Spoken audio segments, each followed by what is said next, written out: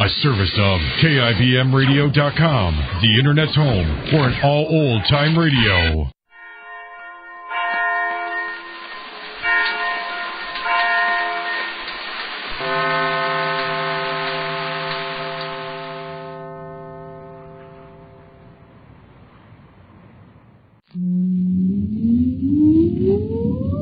Countdown for blast off. X-5, 4, 3, 2, X-1, fire.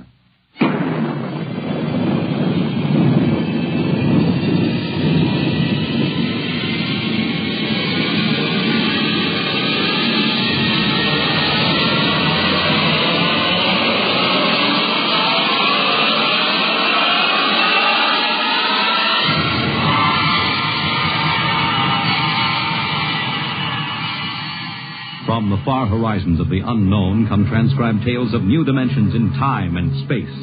These are stories of the future, adventures in which you'll live in a million could-be years on 1,000 maybe worlds.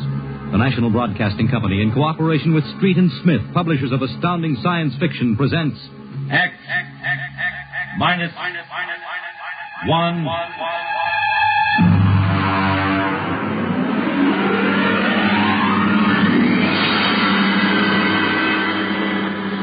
Tonight's story, The Green Hills of Earth.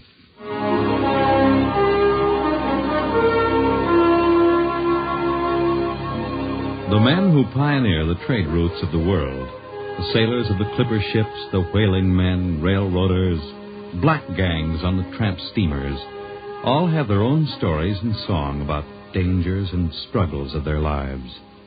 This is the story of Riesling, the blind singer of the spaceways. When I first met him, he was hustling drinks in the Twin Moons bar at Dry Waters, Mars. He'd won a guitar off a Chinese barkeep at Luna City by cheating at one thumb. And he made his whiskey by singing in the bar and passing the hat. Listen to her, Hertzman. Don't you sing pretty? Like a 16-year-old gal. Hey, Riesling, look over there at the bar. There's an Institute four-striper giving you the eye. Do you know him? Manner of speaking. Cold-looking scoundrel, ain't he? Gives the idea he graduated Harriman Space Institute, 3 men above St. Peter. Who is he? Captain Hicks off the Ghost Show. Yeah, well, he sure gives you the once-over. Maybe he's got a job. That don't make never no mind to me. I've been blacklisted. Hicks logged me for making up a song on watch. Right fight song, too. Oh, the skipper is a father to his crew. Yeah, well, hold on. Here comes old Grasshopper. Oh, Riesling, I've been looking for you. You've kept your nose clean, and we're going to give you another chance to get back to deep space. Been a little changing down there from the Goshawk, ain't you, Skipper? How'd you know that? You got that new atomic pile drive. If there's been a leak at the shops, Take it easy, Skip. You'll have that gold braid just a-crawling right up your arm. Quit stalling, Riesling. Take it or leave it. It's a loop trip to Jupiter with the standard release. I reckon. Double pay when you get back, if you get back. Last 3 of them atomic tea kettles blew somewhere in the asteroids. If you're scared. Scared? Well, that Goshawk is one stinking old tub. Her engine's got more bugs than a beagle dog in spring. And her new drive's about as safe as a pretty gal in the Ozarks. But I reckon she'll do for one more trip.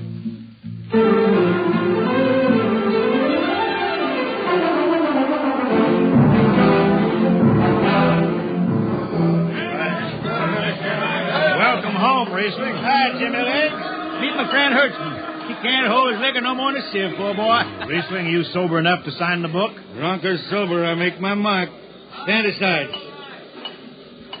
3 X's? Took me a middle name. Ha, ha, ha. You two lay below. And Hertzman, Yeah?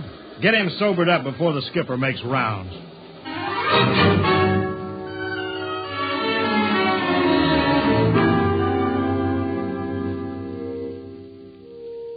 Cargo's stowed, Captain. Fuel lines away and ready. Good, Casey. What's that? What it? Oh, that's a guitar, I guess. If it's that shoeless hillbilly, I'm going to tell him. Hi, Skipper. Riesling, what the devil are you doing up here?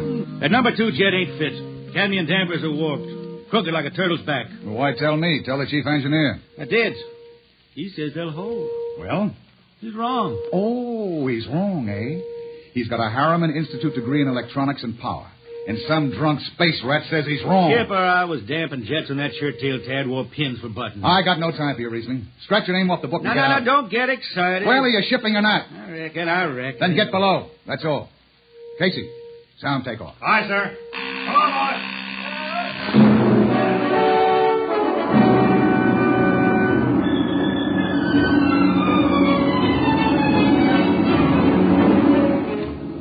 On a Hawk-class clunker in those days, damping was done by hand with a multiplying vernier and a danger peeper. Jetmen slept with one ear tuned to that, and as long as the peeper ticked off slow and steady, we knew the ship was safe. For a while. Riesling, you better stow that guitar. If Jimmy Legs catches you, you'll blow a gasket. Don't worry, I could damp this tea kettle in my sleep. How's number 2? All right, so far. Say, did you ever hear that song about Hicks? The one that got me blacklisted? No. Oh, the skipper is the father of his crew. A gentle guide and light to me and you. But on Mars he likes his women if they walk or if they're swimming. Or if they got 6 arms instead of 2. Second verse is better. Yeah. The skipper likes his liquor by the quart. Yeah, he'd go from Mars to Venus for a snort. He'll drink rocket fuel and... Well, hi, Skipper. Didn't see you come in. You were too busy, eh?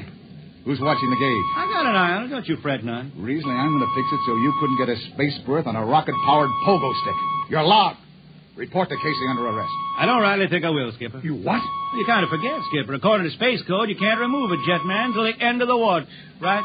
You tell me Riesling, your shift is over at 2300. And I'll see you ride the rest of the way in slop locker. Maybe. In the meantime, you clear out of my power room. I gotta make me up a third verse for my song.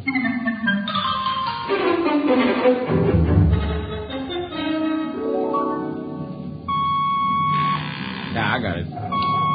Power room. Damp number 2 a point. Number 2, I... Hold on, Hertzman. Jimmy Legs, is that force-drive boil up there? Give me that, Casey. Riesling, I've taken about enough from you. And I got a little news for you, Skipper. Number 2 jet is bulging like a fat lady in a satin skirt. Listen, you clown. Damp number 2 a point. Sure.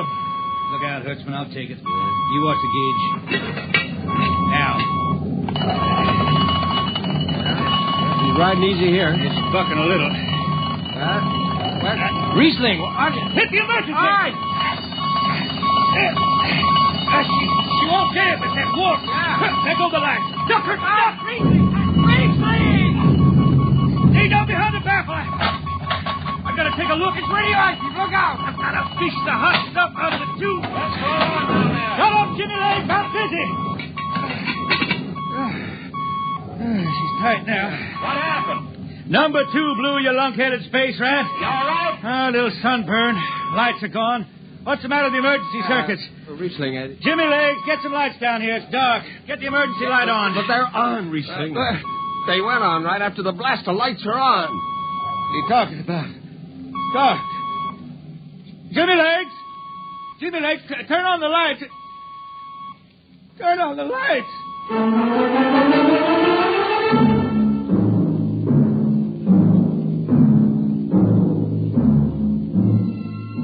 That blue, radioactive glow from the jets was the last thing Riesling ever saw. His optic nerve was burned out in an instant. He was in sick bay on the rest of the trip, and on the swing back, we set Riesling down at Drywater. I ran into Riesling about 2 months later, playing his guitar on a jetty that ran out into the canal. He had a dirty rag tied over his eyes with a jetman's knot, and his hat was on the wharf beside him.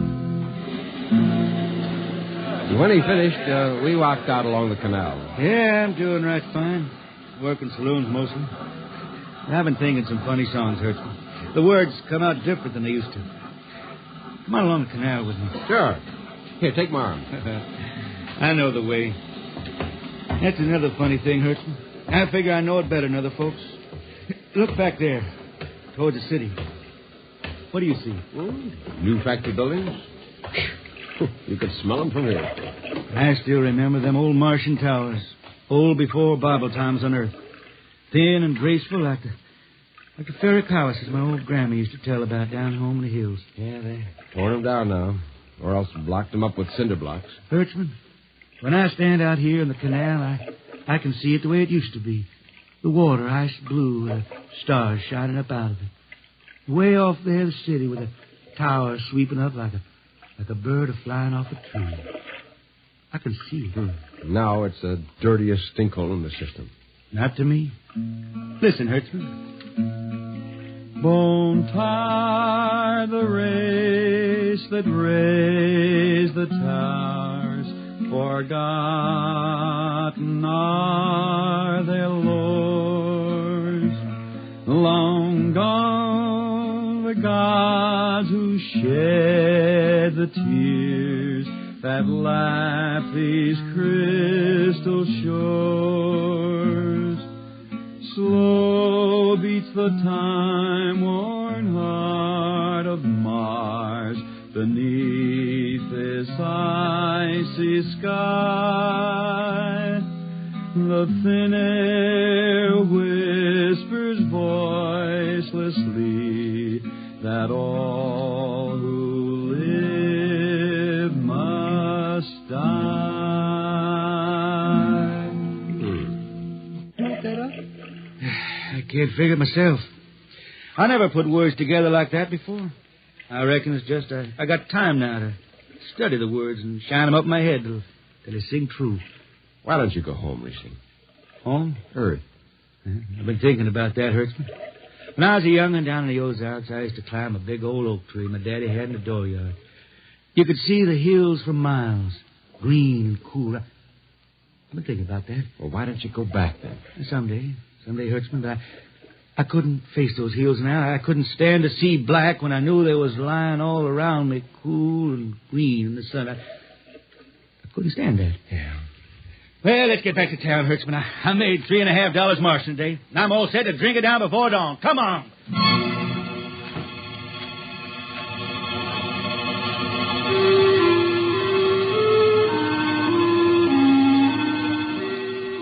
I lost track of Riesling after that.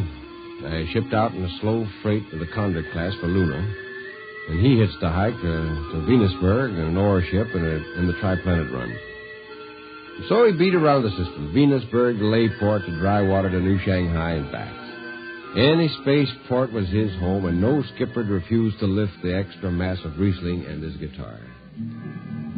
He made up his songs sitting out watches down in the power rooms with old shipmates, while the monotonous beat of the jets shook the hull plates. Hear the jets, hear the jets, hear them snarl at your back when you're stretched on the rack. Hear the jets, feel the pain in your ship, feel the strain in your grip. Hear the jets, feel the rise, feel her drive, straining steel come alive on her jets, on her jets.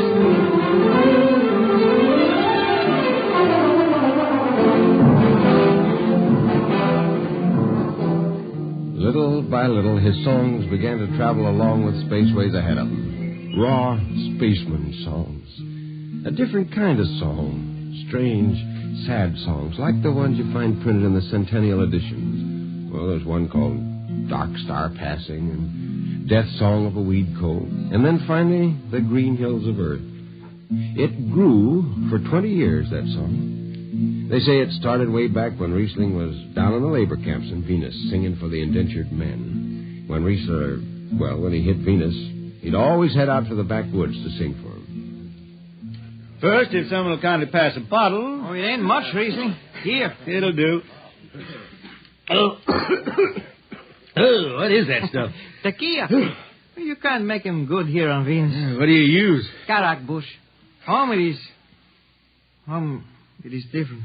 How'd you come to sign on? When a man comes out the village from the city, he says there's work. You sign the paper and you work. Work? It's work, all right. 10 stinking hours in the jungle with machete. How long you signed for? Then I only speak Spanish. I don't know. The paper says 10 years. 10 years? How long you got to go? What's the use? We ain't getting home. You know how many men die out there in the swamp today? 10 men. 10. What's the use? My mother, she's dead. My father don't care. Girl? Oh, she says she waits. I don't know. You sing some more, Riesling. We drink and you sing, huh? Maybe a new song, son. We rot in the molds of Venus. We retch out of tainted breath. See? Foul are flooded jungles, crawling with unclean death. We've tried each spinning space moat and reckoned its true worth. Take us back to the homes of men and the cool green hills of earth. Take us back.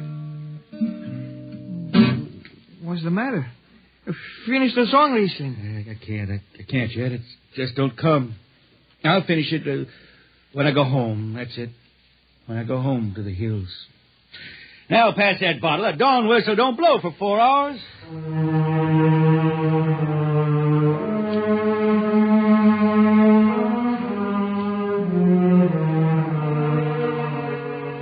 That's where the Green Hills started. And I was there when it was finished. It was 20 years after that. And there wasn't a man flying or on the beach that hadn't heard of Riesling in his songs. He was getting old now for a spaceman. He was a familiar figure through the system. Tall, gaunt, with that dirty bandage tied across his blind eyes. I was a chief jetman then on the old Falcon. We were cradled at Venus, Ellis Isle, scheduled for a direct jump to Great Lakes, Illinois, on Earth. I was checking in Dunwich when Riesling felt his way up the gangway and came through the lock. Hey, Riesling! Who's that? Mike Hertzman. Hertzman. What are you doing in this old hog boat? Well, I figured I'd ride it back to Earth. Earth? You going home, Riesling? I thought you were never going to make that run. What changed your mind? Oh, I've been hankering to set foot in the Ozarks again. Yeah, how about those hills? Yeah, I've been singing about them so long now, Hertzman. I got to finish the song. I got to set foot in the dooryard and hear the wind through that oak tree. It's about the last thing I'll be doing. I got to get home before... Look, Riesling, there's a new company policy in effect now. No more deadhead rides. A new code book's in force. Oh, that don't bother me none. I'm riding her back to Earth. I'm going to finish my song, and it's got to be there. Yeah, but the skipper's one of them youngsters fresh out of Harriman Institute cadet training. He'll throw the book at you. At me? I've been around space as long as Haley's Common, Bruce's Ridge. I'm going back to Earth. The old green hills of Earth. I'm going home. Was it cured, Hertzman? Yes, sir. What are you doing here? This is Riesling, Captain. Riesling, huh? I'm dragging it back to Earth, Captain. Not in this ship. Shake a leg and get out of here. Oh, no, Captain, you wouldn't begrudge an old man a trip home. I can't do it. Space Precautionary Code Clause 6. Now, come on, clear out. Well, now, look, Skipper, you can slide me by onto the distressed spaceman's coals in that code book. Distressed spaceman, my eye. You've been bumming around the system for 30 years. Oh, Skipper, you're making me do something I never done to no one before. I'm an old man. An old blind man. I want to go home. I never crawled in front of a force drop in my life, but you got to let me drag home. The law says a man's got a trip coming to him, and you can stretch for a poor old blind man. Now, can't you? You got to, Skipper. All right, you old space rat, but keep out of the way. I run an efficient ship, and I don't want any trouble. Oh, no, sir. No trouble. I'll just lay down to the power room. I'd kind of like to be near the jets when they blast off for Earth.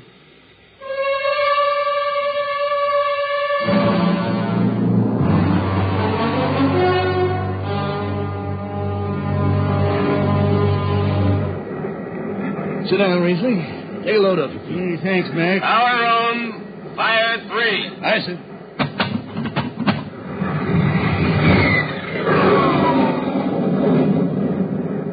Have you seen these new automatic tampers, Riesling? Don't have to do nothing, just sit and watch. Yeah, where's the peeper? Turned off. It's all automatic. Youngsters have it solved. When I was twisting her tail, you had to stay awake. You got the old hand damping plates on? All but the links. I unship them. They come up the dials. You might need them. Oh, the automatics handle everything. Well, you're finally going home, Riesling, huh? Won't seem the same out past the moon. Yeah, I've been thinking for this a long time, Mac. It's going to be good to get home. You reckon? The Arctic sky is calling spacemen back to their trade. Mac, I got the emergency. My hand dampers. Here's the links. Mac, back up. Mac, they ought to be on the wall somewhere here. I got them. Emergency squad coming in. Stay out. The place is hot. Radiation blast. Stay behind the mantle. I got the links shipped. I can hand damper now. What's going on in there? I'm spilling jet freeze. Is this McDougal? McDougal's dead. This is Riesling on water. Riesling! Get out of there. You'll kill yourself. Don't worry, Skipper. I know this power room like the inside of my shirt. Somebody's got the damper. Riesling, I'm sending in the crew. No use. The whole room will be hot for an hour and the other jets won't hold. Oh, Skipper, throw on a recording tape. What? Throw on a recording tape. I got a song to finish. And I got to make it right now. Yeah, I can hear it. Riesling, the radiation will burn you down. She's clear now, Skipper. She'll burn out clean. Riesling, are you all right? I reckon. Pretty sharp sunburn. You pick me out of here with tongs and bury me in a lead shield coffin. Radiation's getting bright. I can almost see. Bright, rosy like the sun. Like the sun over the hills down home. We pray for one last landing on the globe that gave us birth. Let us rest our eyes on the fleecy skies of the cool green hills of earth. That's the way he died. Riesling, the blind singer of the spaceways, singing of the home he never reached, the cool green hills of Earth.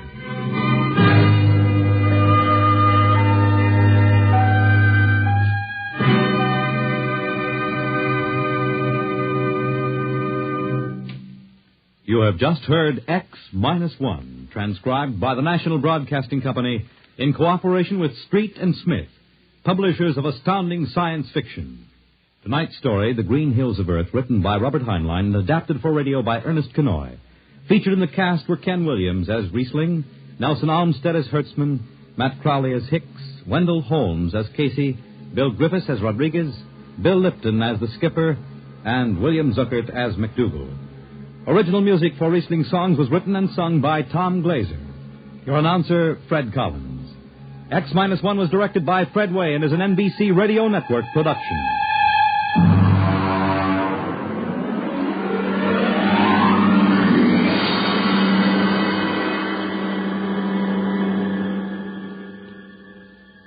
And now, next week,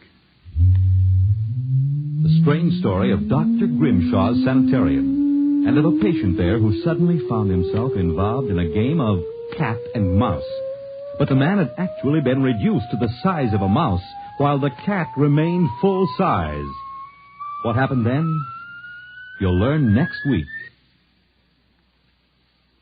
Convicts tell their true stories on The Loser, tonight over most NBC radio stations.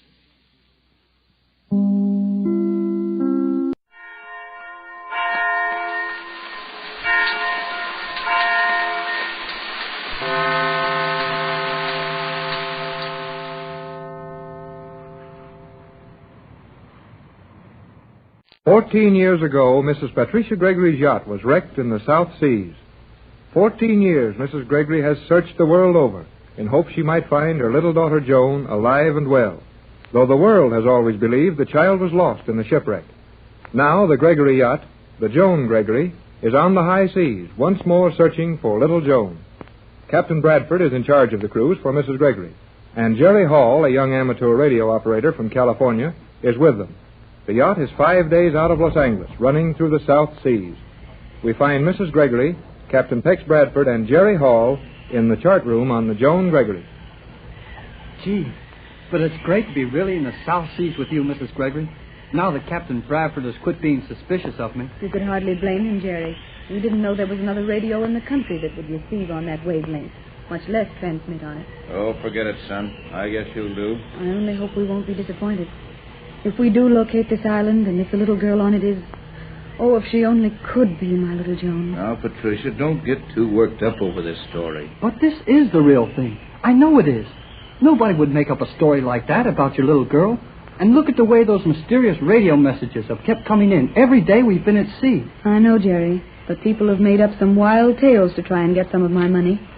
You know, I've offered a big reward for news of Joan. It's swell you named this yacht after her. I've thought and prayed of nothing but Joan for 14 years.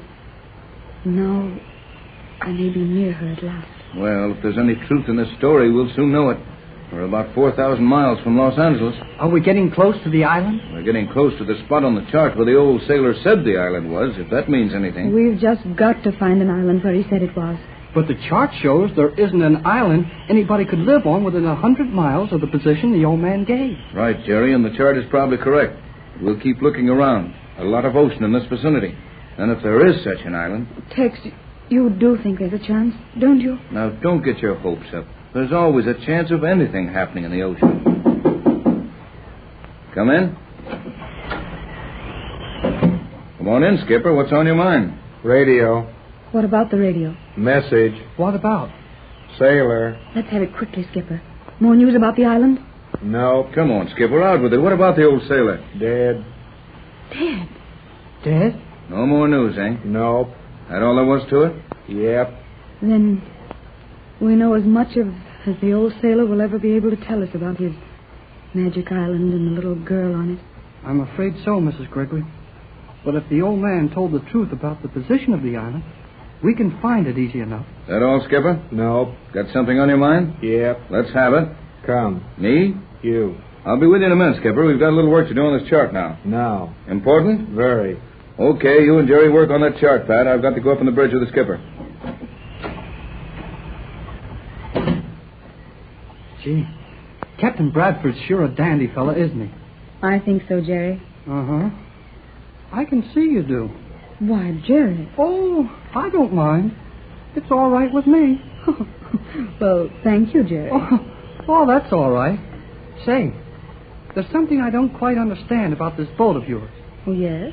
That funny old guy that was just in here and won't say more than a word at a time, he's the skipper, isn't he? Yes, and though he does have a peculiar way of speaking, he's the best yacht captain I've ever seen. Oh, sure.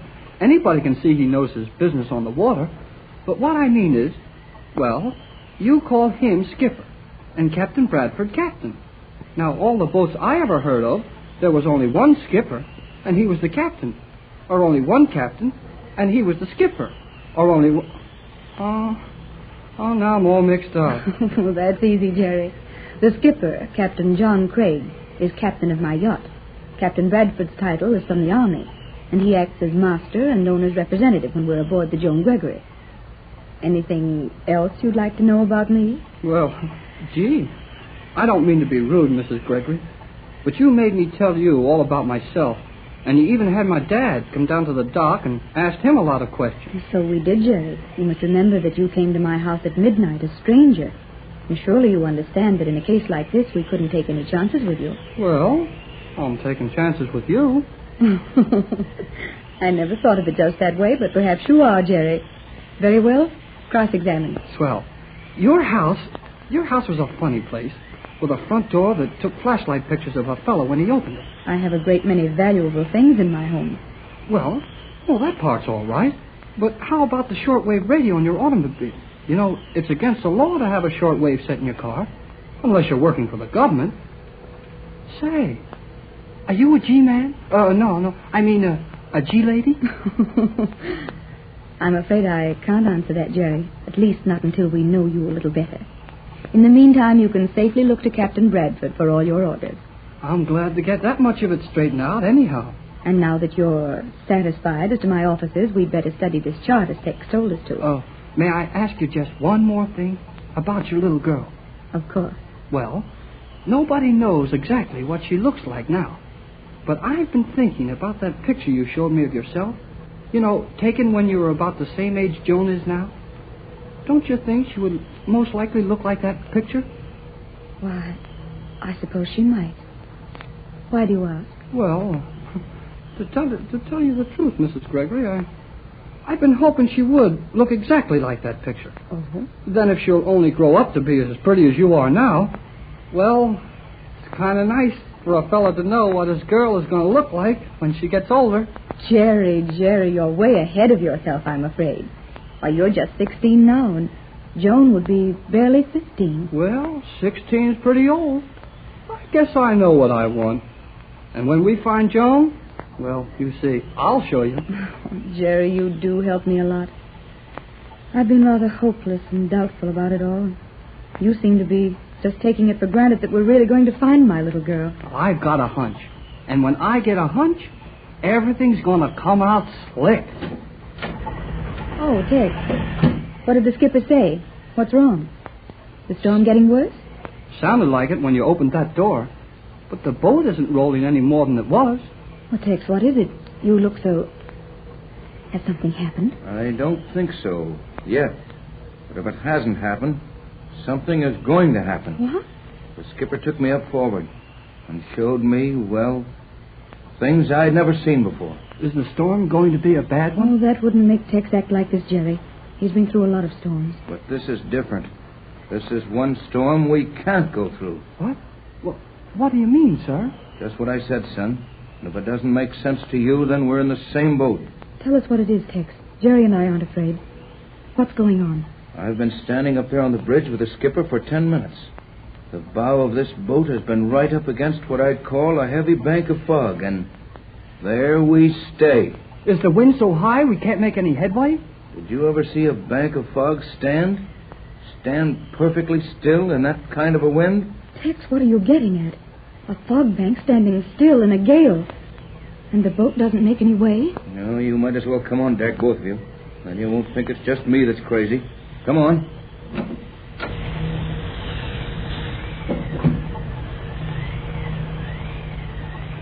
Now, come up forward and see it for yourselves.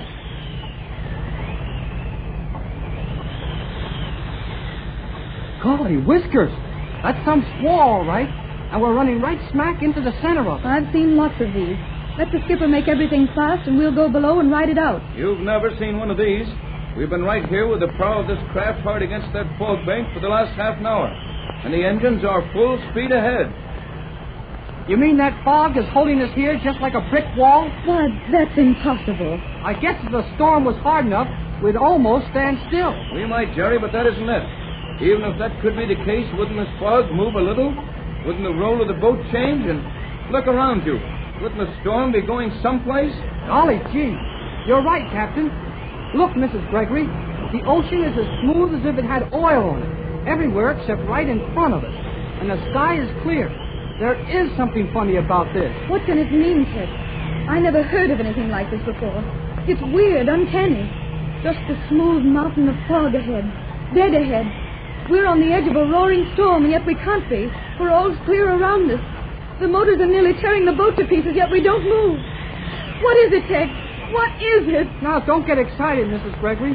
I guess nothing can happen that the skipper and Tex and I can't handle. I'm not exactly afraid. No, nor I, but I'd like it better if we could understand it.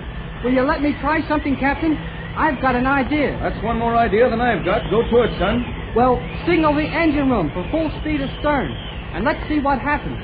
I never heard of a storm that you couldn't run into or out of or around or away from or something. We'll try it, Jerry. Full speed astern it is.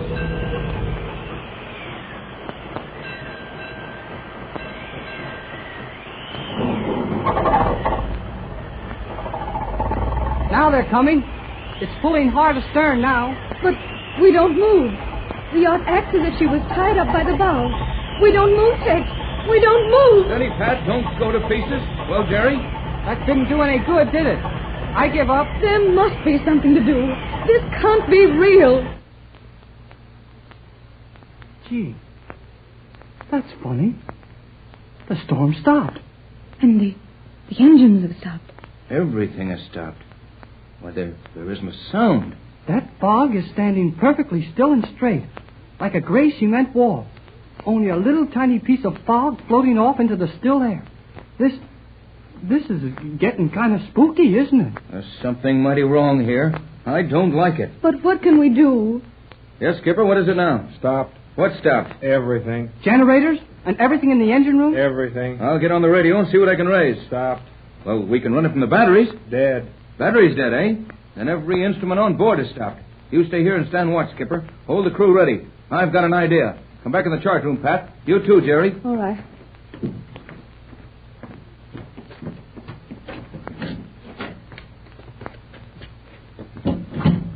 What are you thinking of, Captain Bradford? Look at this chart. Oh, our position doesn't mean anything if the instruments are out of order. But the instruments were all right just as we hit this thing, whatever it is. We haven't moved since. There. Right there is our exact position. Look at it. Oh, I see it now. Look, Jerry. We're there. This is the spot. Then our position is right. The old sailor said, yeah, the ship won't move. That bank of fog. Sure it is. It must be. This is the Magic Island.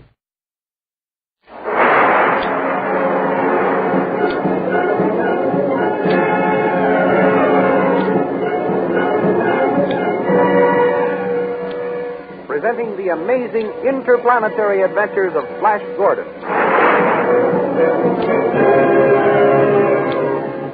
These thrilling adventures come to you as they are pictured each Sunday in the Comic Weekly, the world's greatest pictorial supplement of humor and adventure. The Comic Weekly, now printed in 32 tabloid-sized pages, each page in full 4 colors, is distributed everywhere as an integral part of your Hearst Sunday newspaper.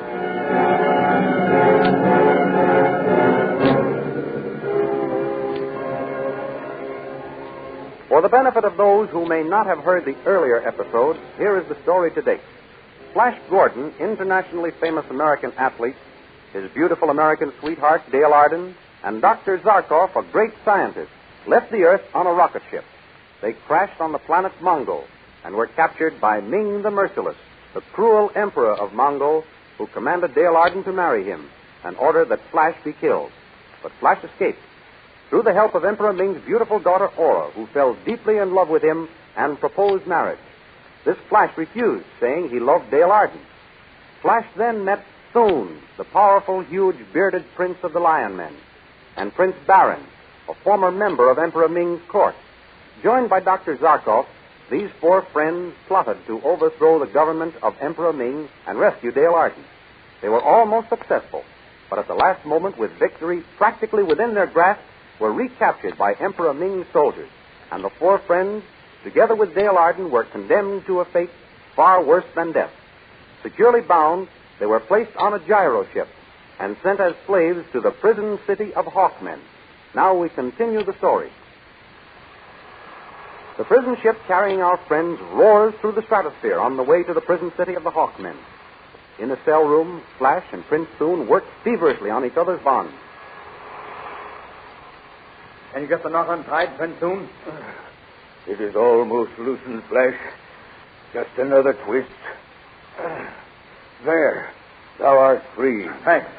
Now I'll set you free. If we work fast, we may be able to release Zarkov and Baron and get control of the ship. Good.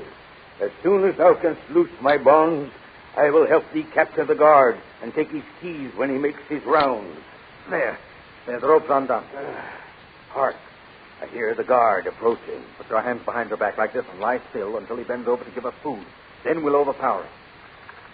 All right, now. Here he comes. Here is your food, prisoners. Now, friend Thune. What? There. I have him fast. Take his keys. Stop squirming, fellow. I'll give you something to squirm about. Now, I've got his keys, Thune. Now to save Dale, Baron, and Zarkov. Look out! Be careful! Be careful! What was that? We must have struck something. Are you all right, Thune? Yes. And thou, friend? I'm okay. Flash! Gordon. Here. Prince Thune and I are in here. And you are free. Yes. And how didst thou gain thy liberty, friend? The crash broke the lock on our cell door. Come quickly. We must go to the control cabin and see about the girl. Yes, hurry. This way. Dale, where are you? Dale. I'm here. Yeah. Are you all right, Dale? Yes, you girl. Let go of me. I've got to call Ming on the spaceophone. Send this to Ming with my regards. He won't be able to transmit your message for quite some time, lad. Let's get out of here. Let the others go soon. I need your great strength to help me remove the valuable scientific apparatus from the ship. Come, Flash. Come, Dale. We have no time to lose. We're with you, Baron. Soon. Wrench those spaceographs from their sockets. I will take this space compass. What else wouldst thou like to have removed, friend? That is enough for this trip. Come on outside. Where are our friends, Baron and Flash and Dale? They must have gone into the forest over yonder. What is that rushing sound? By the great god Tao. Look up there. Hawkmen. Run, friends. Run for your lives. Pennants flying, lances held in readiness, a squadron of savage hawkmen hurtle from the skies. They seize Thune and Zarkov and sweep them into the air. While in the forest, numb with horror, Flash, Dale, and Baron watch their friends carried away toward a city suspended in space, the prison city of hawkmen. There they go with Thune and Zarkov. And that, friend, is the end of them. What do you mean, Prince Baron? No man captured by the hawkmen has lived to tell about it. How terrible. You'll see about that, Baron. It's hopeless, Flash. Look, their city drifts high in the heavens, held up by powerful light beams. What are we going to do now? Let's go back to the wrecked ship. We may be able to fix it. I'm afraid the ship is beyond repair, Flash. But perhaps it won't do any harm to speed. Flash, I see a rushing sound. Why, it's a rocket ship bearing down on us. It's going to land. It's made a perfect landing. I wonder who the pilot is. A girl is getting out. She's holding a ray pistol. Why, it's Princess Order. Well, Princess, this is a surprise. I followed you to give you your last chance, Flash Gordon. What do you mean, Princess? Keep out of this, Dale Arden. He knows what I mean. I suppose you still want me to marry you. Yes. Marrying me and the Empire is yours. And your friends go free. And if I refuse? The Hawkmen, with my aid, will kill all of you. You shall never marry this Earth girl, Dale Arden. My dear Princess, if I must make a choice, I choose Dale and death. Flash, darling. Good for you, Flash. You have signed our death warrant, but I don't care as long as we are together. I'm glad, Dale. That's just how I feel, too. Very well. You have made your choice. I go to the Hawkmen.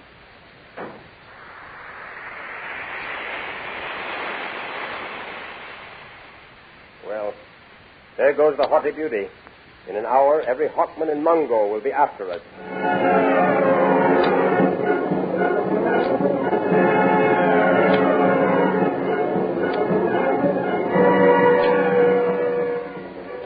Prince Baron's prophecy comes true. He, Flash, and Dale are captured by the Hawkmen and dragged before the throne of their king, mighty Voltan. There the prisoners find Aura leaning on the arm of the great throne, while King Voltan explains to her, The laws of Mungo allow you to judge the fate of one of these prisoners, Princess. The others belong to me. I will take the yellow-haired youth. Make him pay for scorning me. Incidentally, by torturing him, I can also torture the Earth girl. So be it. Take the man to the torture chamber. No, I beg you. Kill me, but spare Flash. But let the girl stay with me. So, you're in love with this youth, eh? In love with him? Why, just because I begged for Flash's life doesn't mean I love him. No. He is but a youth. You, impressive majesty, you are a man. My pretty bird, you have discernment. I took you at your face value, but I see I was wrong. You have an unusual appreciation of men. Thank you, impressive majesty. I can also appreciate compliments. Soon I shall show you how your friends have failed to stand the rigors of the torture chamber. I don't care much for tortures, Your Majesty. But I guess you can't help doing what the Emperor's daughter tells you to do. Emperor's daughter? I give orders in this city. But now it's to your fate. Yes, Impressive Majesty. I shall make you my wife as soon as the High Priest can be summoned.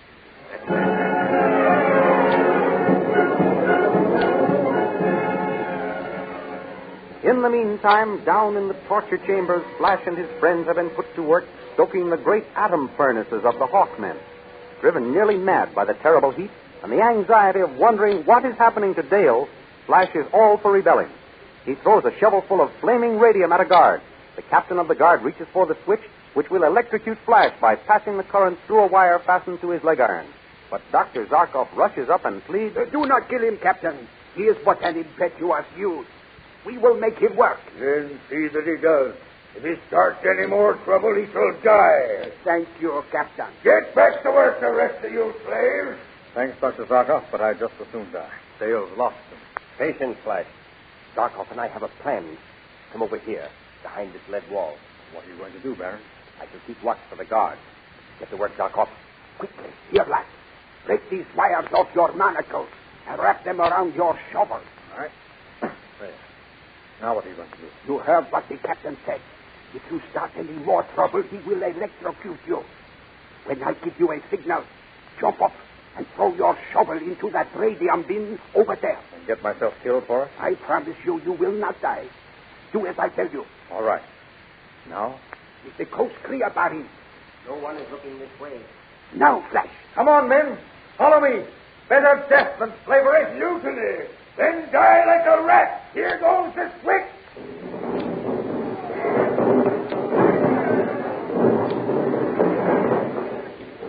The electric current ignited the radium ore. It worked. It worked. Now's our chance to escape. I'm going to find Dale.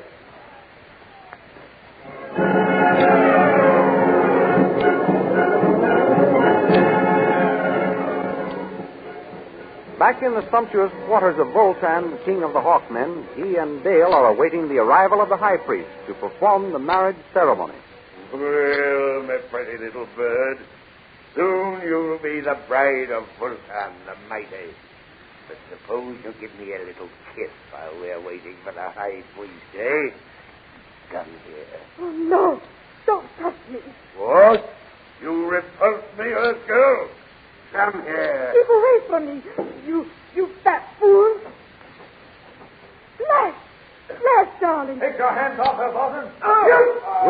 With a yell of fury, Flash drives his fist to Bolton's jaw. The mighty king staggers back and, bellowing like a mad bull, sinks his steel singered fingers into Flash's throat.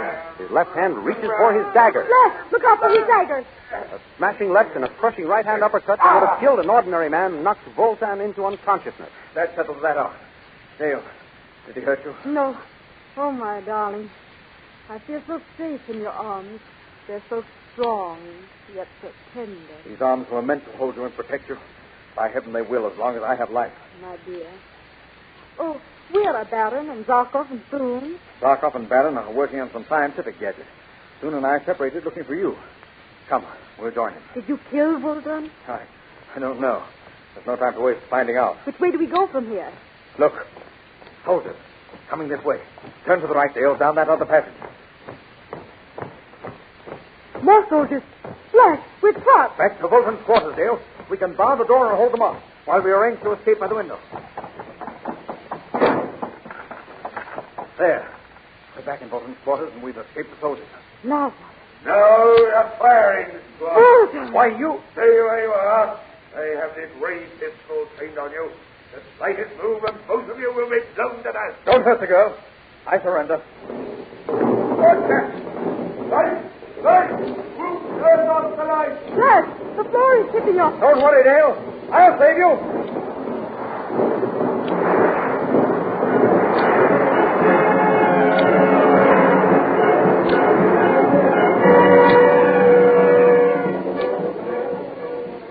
What is happening to the city of Hawkmen, perched so perilously 5,000 feet above the ground on the planet Mongo? What terrifying experiences await our friends? Be sure to listen in again next week for the continuation of the amazing interplanetary adventures of Flash Gordon. The same all-star American athlete who will appear in full-color pictures next Sunday on the big 32-page Comic Weekly supplement of your Hearst Sunday newspaper. What a treat is in store for you in next Sunday's Comic Weekly. For besides Flash Gordon, you'll find the greatest array of funny people ever assembled in any magazine, waiting to entertain you. Just think of it. Bringing Up Father, The Little King, Barney Google, Polly and her pals, Toots and Casper, Pete the Tramp, good old Skippy, and your friends the Katzenjammer Kids, and last but by no means least, that mischievous, lovable little fellow, Mickey Mouse.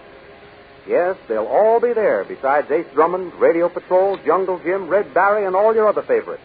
Be sure to get this big 32-page Comic Weekly with your Hearst newspaper next Sunday. And now, goodbye until next week at this time, when we'll be back with another amazing interplanetary adventure of Flash Gordon.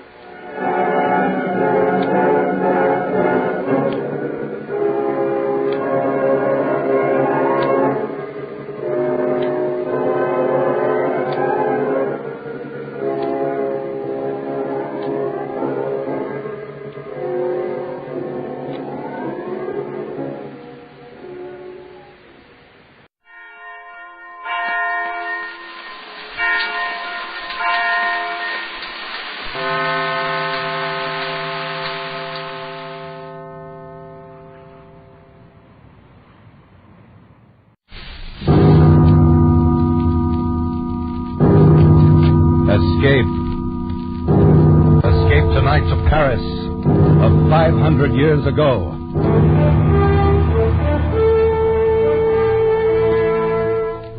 The Columbia Broadcasting System and its affiliated stations presents Escape, a new series of programs of which this, the fifth, is The Sire de Maltroits Door by Robert Louis Stevenson, produced and directed by William N. Robeson.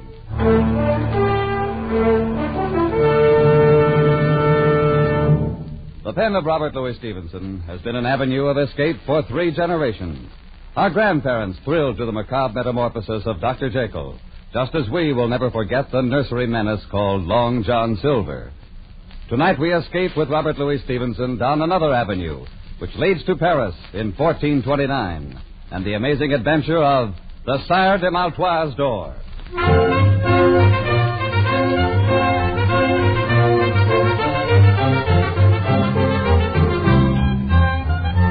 Dark of the Moon, 1429, Paris. The House of Burgundy holds the throne of France, and English men-at-arms patrol the narrow streets. Troublous times for any man to be lost, on foot, at night.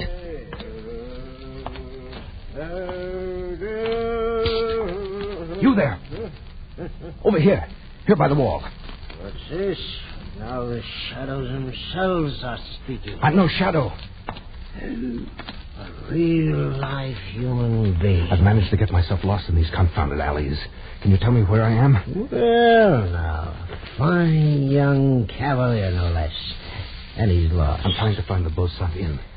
Will this street lead me there? Lad, one street is as good as another, and none of them will ever lead a man anywhere. Oh, come now. You must know something about this part of Paris. Think, man, a patrol may pass at any moment.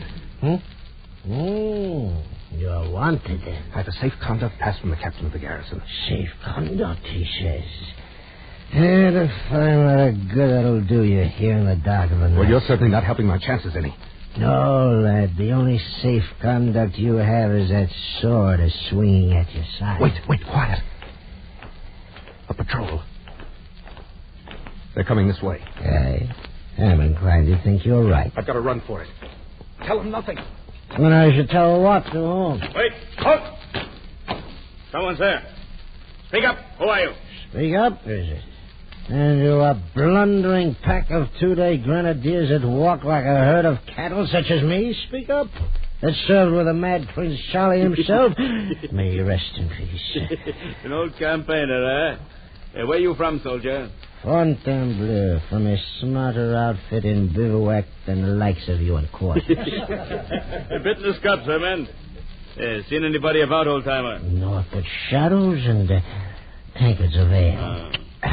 Fine French cavalier who departed hence without a bio-leak. What's Just that? how? Where'd he go? Oh, who knows? Perhaps he went one way, maybe the other. Though I think it was the other there. All right, men. French Cavalier, eh? We'll have him like a fowl in a spit. Spread out. Cover the streets. Keep an eye out. Don't let him slip away between you. Forward now. Touch every corner.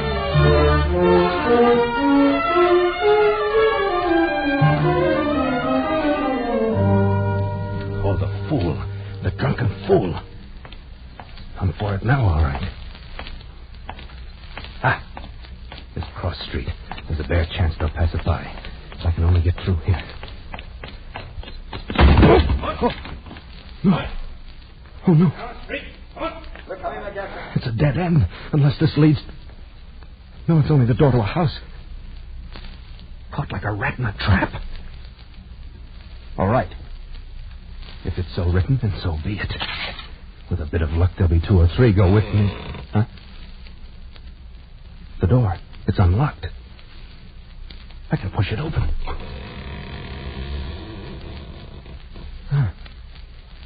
Black as the mouth of hell inside. Well, what have I got to lose? Alive now. You have to be here someplace. Turn up that door, you dog! Can't you see the crap above it? He's not here. He's gone. Yeah, that he has. Didn't come in here after all. All right, back to the corner. He's a sly one for sure.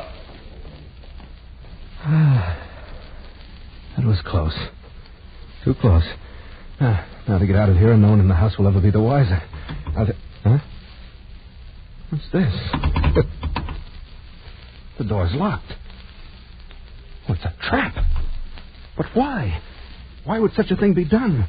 I came in here by chance, 1 chance against 1,000,000. Wait. It's a light. Somewhere inside the house.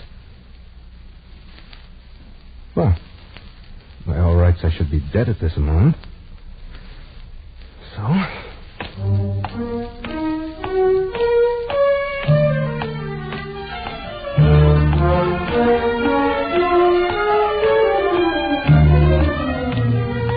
Come in, young man. I've been expecting you all evening. I fear you must be mistaken, sir. My visit is quite unexpected for both of us.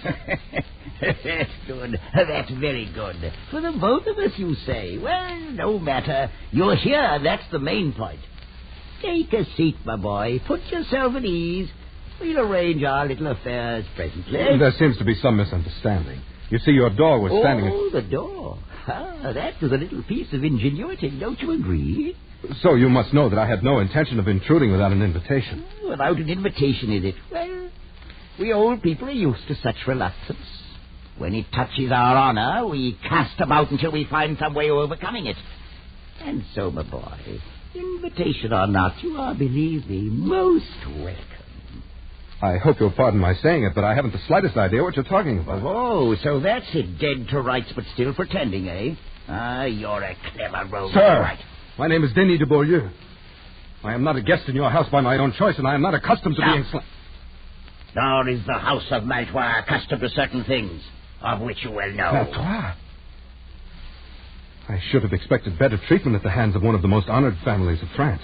Honored indeed, until you, Monsieur de Beaulieu, took it upon yourself to dishonor us. Sire de Maltroits, I have attempted to explain that I took a stand before your door to fight off a patrol which I'd encountered in the street. I assure you I had no slight intention of forcing myself Since it seems impossible for you to converse with any degree of reason, may I bid you good night? Sir, if you have your right wits, then you're insulting me grossly. And if not, I have no desire to spend further time with a lunatic. You young fool. Thinking to get away so easily. No power on earth can make me stay here any longer, even if I'm forced to hack that door of yours to pieces. I me. And now, will you please sit down, my dear nephew? Nephew? You lie in your teeth. I said sit down. You think for a minute that I made a little contrivance for the door and stopped short with that? You want to be bound hand and foot until your bones crack inside of you, then get up. Try to get away. But if you'd rather stay a free young buck, agreeably conversing with an old gentleman, Sit where you are in peace. You mean then I'm a prisoner here? I stated the facts. Draw your own conclusions. Ah, Pierre Francois, come in. Thank you, Messiah. Tell me, how is she? A little better frame of mind, I hope. She is more resigned, at least, Messiah. Well, now, isn't she hard to please? A likely stripling such as this, well-born, and her own choice. What more would the jade wolf have, If you'll pardon, the situation is not usual for a young damsel. It is somewhat trying to her blushes. Trying, is it? Ha! She should have thought of that before the dance began. She called the turns, and now she'll do the pay. At the risk of being presumptuous, may I ask who she is? Ha! You hear that, Père Francois? Monsieur de Beaulieu wishes to know who she is. I heard, Messiah. I am pleased that you find my most casual remark so amusing. So, you'd like to know who she is. Very well. After all, you really should know, young fella. It's only fitting for you to be introduced properly. Come along. I'll take you into she, all right. Why, that's the reason I planned the whole thing. You stubborn young scoundrelly blackguard.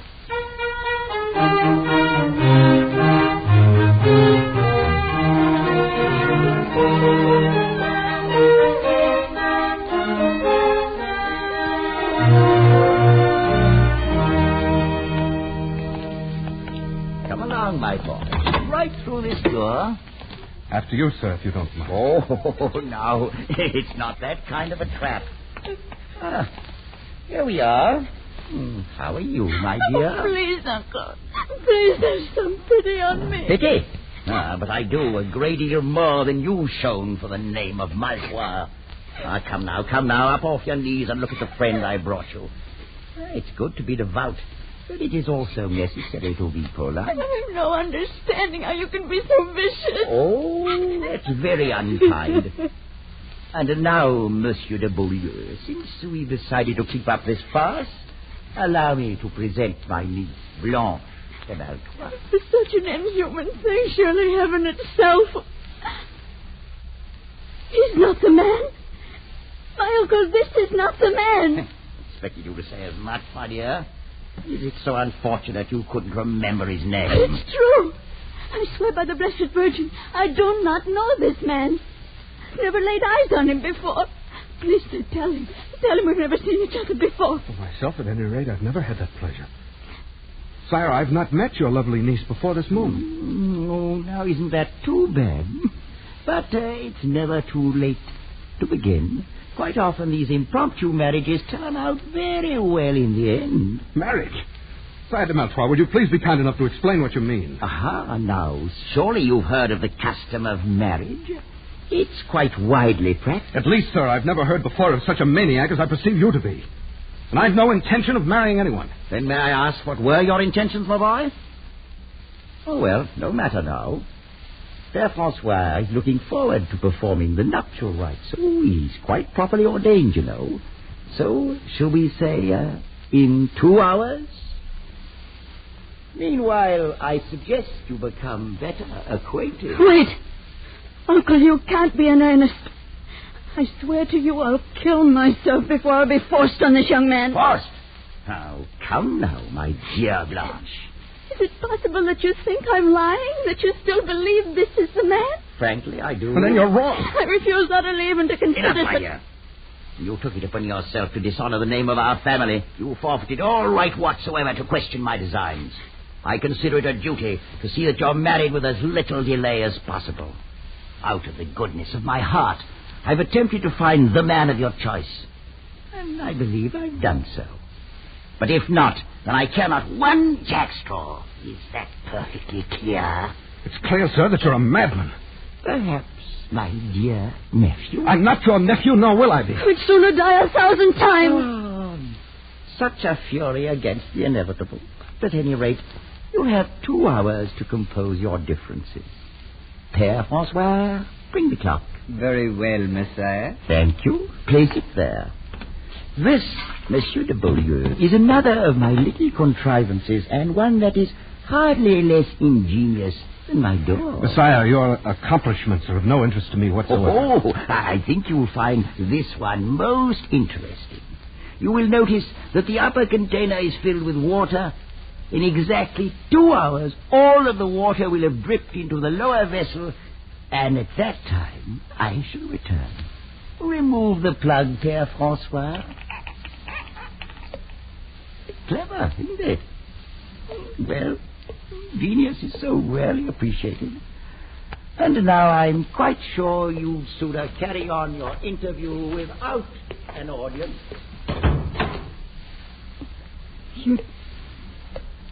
You'd never met my uncle before?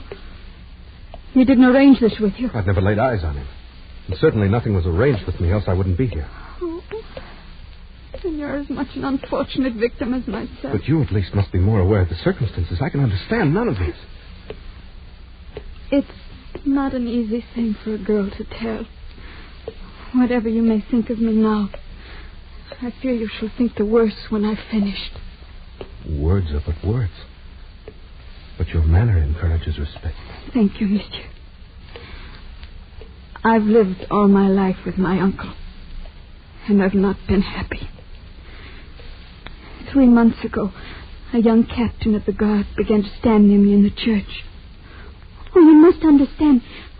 I gave him no encouragement to do so. Oh, quite so, I understand. He was handsome, of course. As a matter of fact, very. Hmm. After a while, he began to pass me notes. He found me pleasing, wanted to meet me, and seemed most interested in me for some reason. I can believe that. This morning, he passed me a note urging me to leave the outer door open tonight so that he could speak a few words with me on the stairs.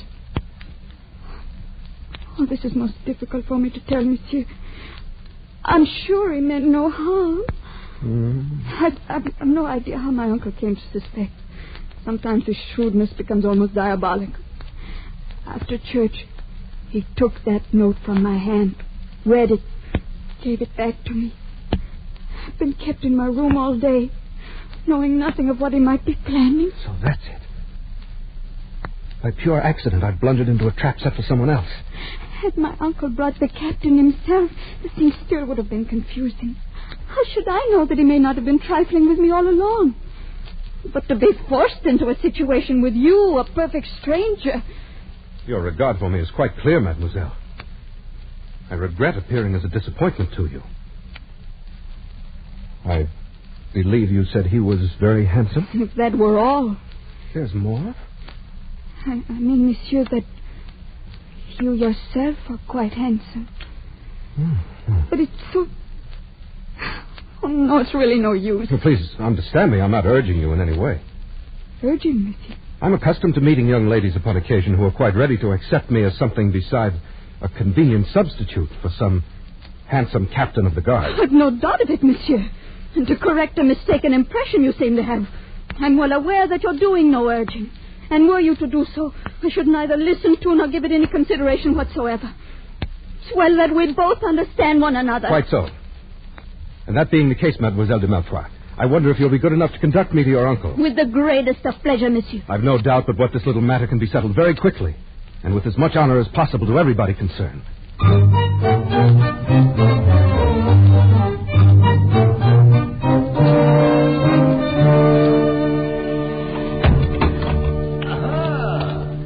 The full 2 hours weren't necessary. Already harmonious accord rises triumphant. On the contrary, Sire de Maltroits, your assumption is entirely false. Oh, what a pity. Well, Père Francois, there's nothing to it. We'll simply have to wait a while longer. As you say, Messiah. I fear it may be much longer than you think. In fact, forever. That's a very long time indeed. And you, my dear niece, what are your sentiments in the matter? I will not marry this man. Do what you may, uncle, I will not marry him. Right back where we started. Can it be that our young friend is lacking in perception, Père Francois? It is possible, Messiah. I'm not at any rate lacking in a sense of honorable conduct. Dragged in here against my will, I've addressed your niece in the manner of a gentleman. I found her charming, lovely. Delightful. Monsieur. But now I have the honor of declining your offer of her hand. Let that end the matter. Oh, it's not as simple as that. Take a look from my window there, and tell me what you see on the wall beneath it. What do you mean? See for yourself. Whatever it is can have no bearing on the matter. There's an iron ring set in the wall. Quite so, and fastened to the ring? A rope. Right. So we have two elements. And to complete our little diagram, we need a third one. That element is, at the moment, firmly attached to your body. I'm referring, sir, to your neck. Uncle, no. And may I inquire the purpose of the dogs there in the courtyard below? Are they also a part of your devilish plans? My dear young man, a body doesn't hang in ropes forever, you know. You maniac. Even murder doesn't stop you. Oh, that's such a nasty word. Let us confine ourselves to the bald facts. At the end of your 2 hours, you will prepare yourself either to marry my niece or to kick out your life while you swing at the end of that rope. There's no other alternative. I think there's one. Between gentlemen, at any rate. Arm yourself, sir. You fool. You think for a moment that if I regarded your sword as a threat, you'd still be wearing it? Père Francois, will you open that door to the passage, please? Of course, Messire. I'll be most happy to. Gentlemen, show this rash young buck the color of your steel. Whether he likes to admit it or not, Monsieur de Beaulieu, one day a man grows too old to fight his own battles and must hire others to do it for him. Close the door, Père Francois. Then you'll not fight? Do I seem a fool? There'll be no fighting and no haughty refusal to marry my niece. You found her charming. Well and good. But I'll tell you this. Were she as common as the Paris road, more hideous than the gargoyle over my door, you'd not spurn the hand of a Maltroits and never live to tell of it. Alive and married you'll be, or dead and hanging from that window, and soon after, food for the dogs. It's one or the other. So, make up your mind.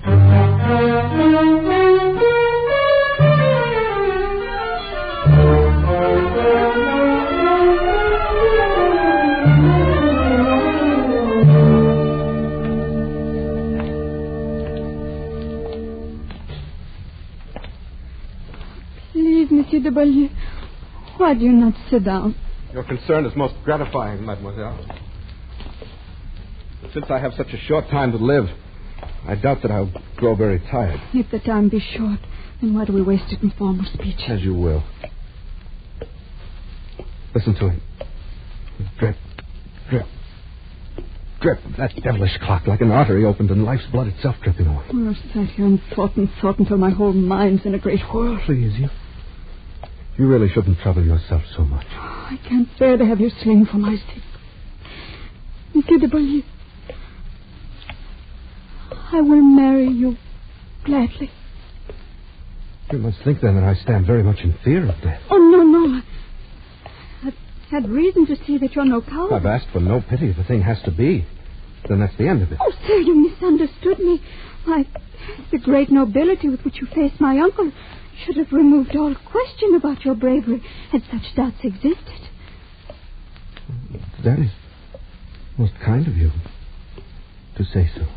Not, of course, that anyone could raise such questions once they've seen you. Death's another incident. That's all. Oh, but life's a better one. You'll agree, then? I'm afraid you underrate the difficulty. What your generosity offers me, my pride prevents accepting.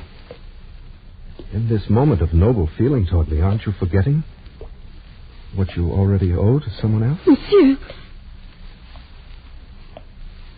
he never really mattered. Mademoiselle, my very life's the forfeit here. One I'll pay gladly if it be of service to a lady, but to tell me it's for something that never really mattered. Please don't be so cruel. Cruel, you forget. I'm the one who's going to die, not you. I've not forgotten, monsieur. Yes. You'll enjoy tomorrow's sun like any other days. And tomorrow night, perhaps you'll see him again. And of course, I'll be forgotten. Oh, no, never. But it's all a man can expect when he's born into the world, death at last. And some piece of ironic misfortune. Oh, don't say those things. I can't bear it. Oh, if I've said anything to wound you, I'm sorry. It was for your own sake, not mine. Thank you. Please. It's a bitter thing, my dear, to see you in such distress that giving my life itself for you can't help it. I'm sorry. I'll try to be braver. Is there no way at all in which I can serve you? Either now or afterwards? Only by letting me think of you as a friend for the brief time that's left to us.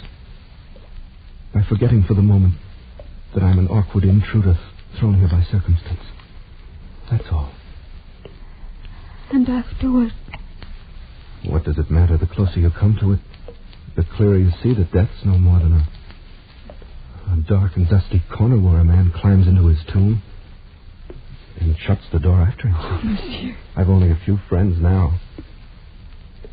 And once I'm dead, I've no doubt that I'll have none. You forget Blanche de Maltroits.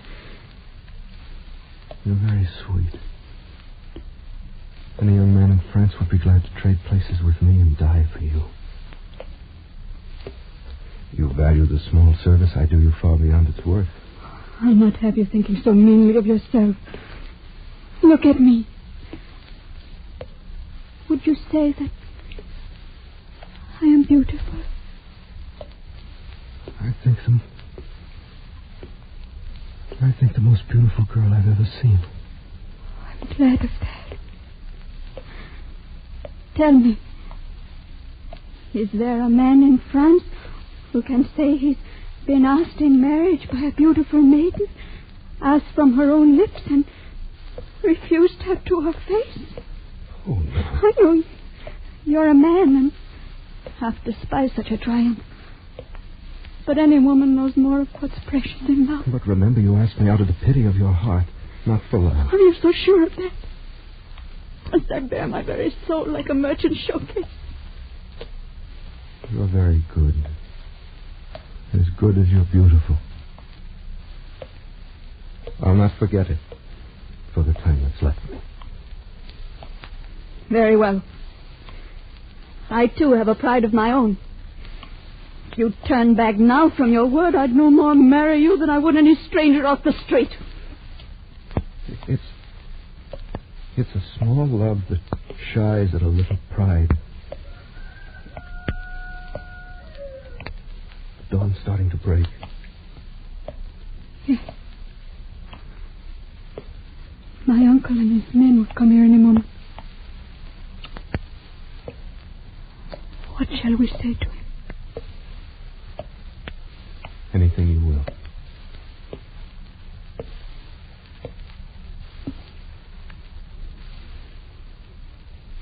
Oh. All of my life I'll weep for you. And weep the more because it was you. If I'm wrong, it's a great price I'm paying for it. One I'd not pay if I didn't care for you so dearly. Careful. Oh, no, it's you who are being kind. It was in the moment your uncle brought me into you and you raised your face to look at me. That's when I knew. Oh, strange. For it was then I felt it, too. You've seen already that I'm not afraid to die. Oh, you're not. I know it. Blanche, is it really true, not something born of pity? I swear by all that's holy. I love you, Denis. Oh, my beloved.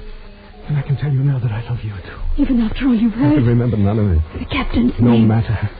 I love you. Oh, my darling. I love you more than my life and my soul. Blanche, I love you. I love you, Blanche. Well. Uncle. Well.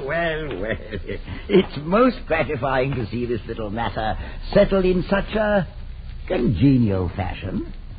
Good morning, my dear nephew. I have nothing to say to you, sir. You're a vicious and unprincipled old man. Oh, that's most ungracious of you. No. At the very worst, I'm no more than a very wise old man. One who's lived a long time and seen a great many remarkable things. An old man who's learned all about such mysteries as the love of life and love. The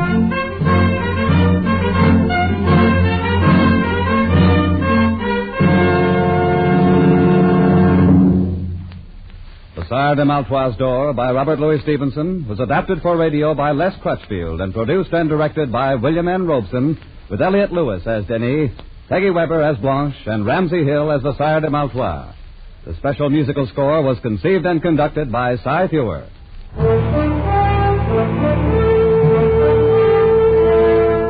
Escape is presented by the Columbia Broadcasting System and its affiliated stations each week at this time. Next week, we invite you to escape to Egypt of 3,500 years ago with Arthur Conan Doyle's fascinating tale of the Ring of Thoth. And so good night until next week at this time, when again it will be time to escape.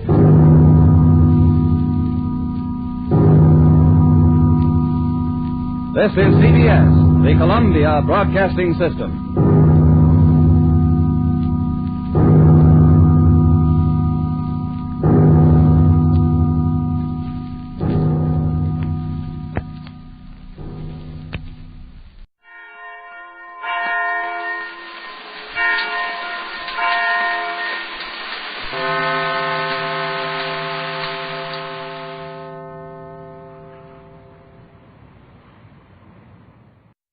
Buck Rogers in the 25th century.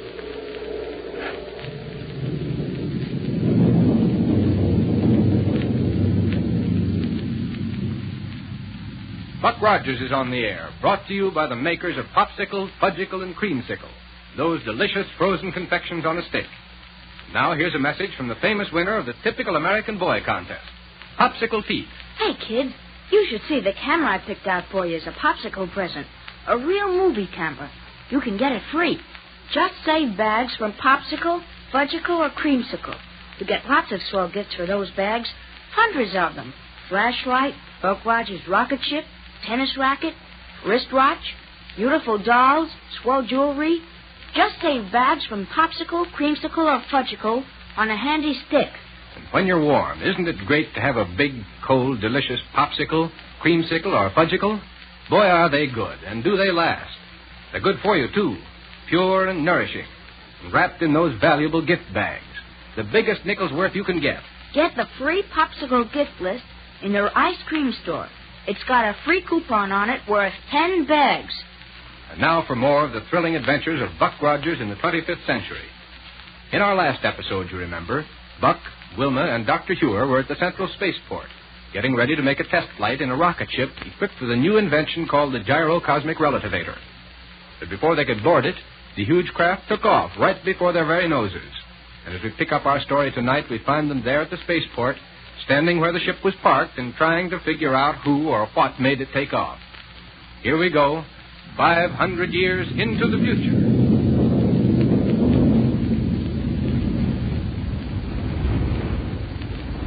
There goes our rocket ship. I don't understand. Buck, who could have taken it? Beyond me, Wilma. And the new Gyrocosmic Relativator's on board. Right. That's why it was able to take off so quickly. Then whoever took it must have known about that relativator. You're probably right, Wilma. But Black Barney's the only person I've told anything. Dr. Hewer. Yes, Buck? That message that came in from Central Radio Bureau just before we came outside here to get into that ship. Still at Kane and Ardela. Oh, sure. If they've just escaped from the municipal prison, the one thing they need most is a rocket ship. And those two wouldn't waste any time getting it. You're right. Yes, sir. They probably came right out here to the spaceport, saw our test ship standing there with nobody around it, and hopped right off in it. Look there. Huh? They must have used one of those little air roadsters there to fly over here. Unless they all belong to the workmen out here. They certainly couldn't have walked out here in such a short time. Well, come along anyway. Well, where to, Doctor?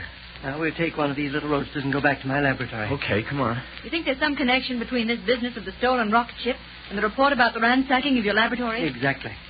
Now, get in, Wilma. Right. Go ahead, Doctor. I'll take the controls. Thank you. All ready, Buck? Here we go.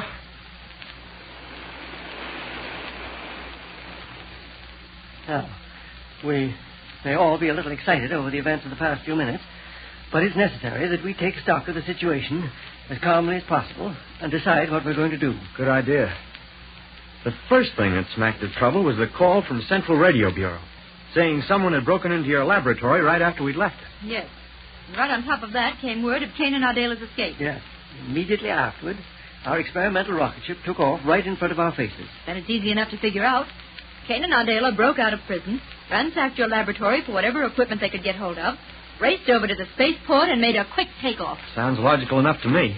I still don't see how they covered so much ground in such a short space of time. All depends on how long they were free before they were missed, Doctor. Yes. Well, we'll find out when we reach my laboratory, if the rocket police is still there. Right. But I wonder what happened to Black Barney. He and Willie were going to meet us at the spaceport.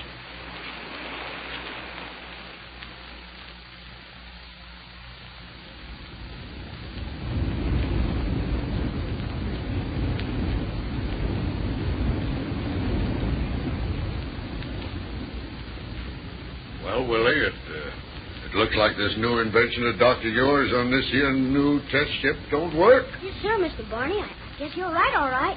Sure. I got all the power on she'll take, and we ain't even begun to move yet. What it was supposed to do was let us take off and be going 1,000 miles an hour right away, wasn't it? Yeah. So, take a look out of the Matella glass window and see if Lieutenant Wilmer and Captain Rogers and Dr. Ure is coming out of the spaceport office to get into this here thing. Yes, sir. Well, are they coming, Willie? Or did the big rocket flash scare them away? Well, what is it? What about it? Why don't you answer me? Mr. Barney. Willie, what's the matter? You look like you just saw a ghost. Look out of the window, Mr. Barney. Huh? Sure, Huh?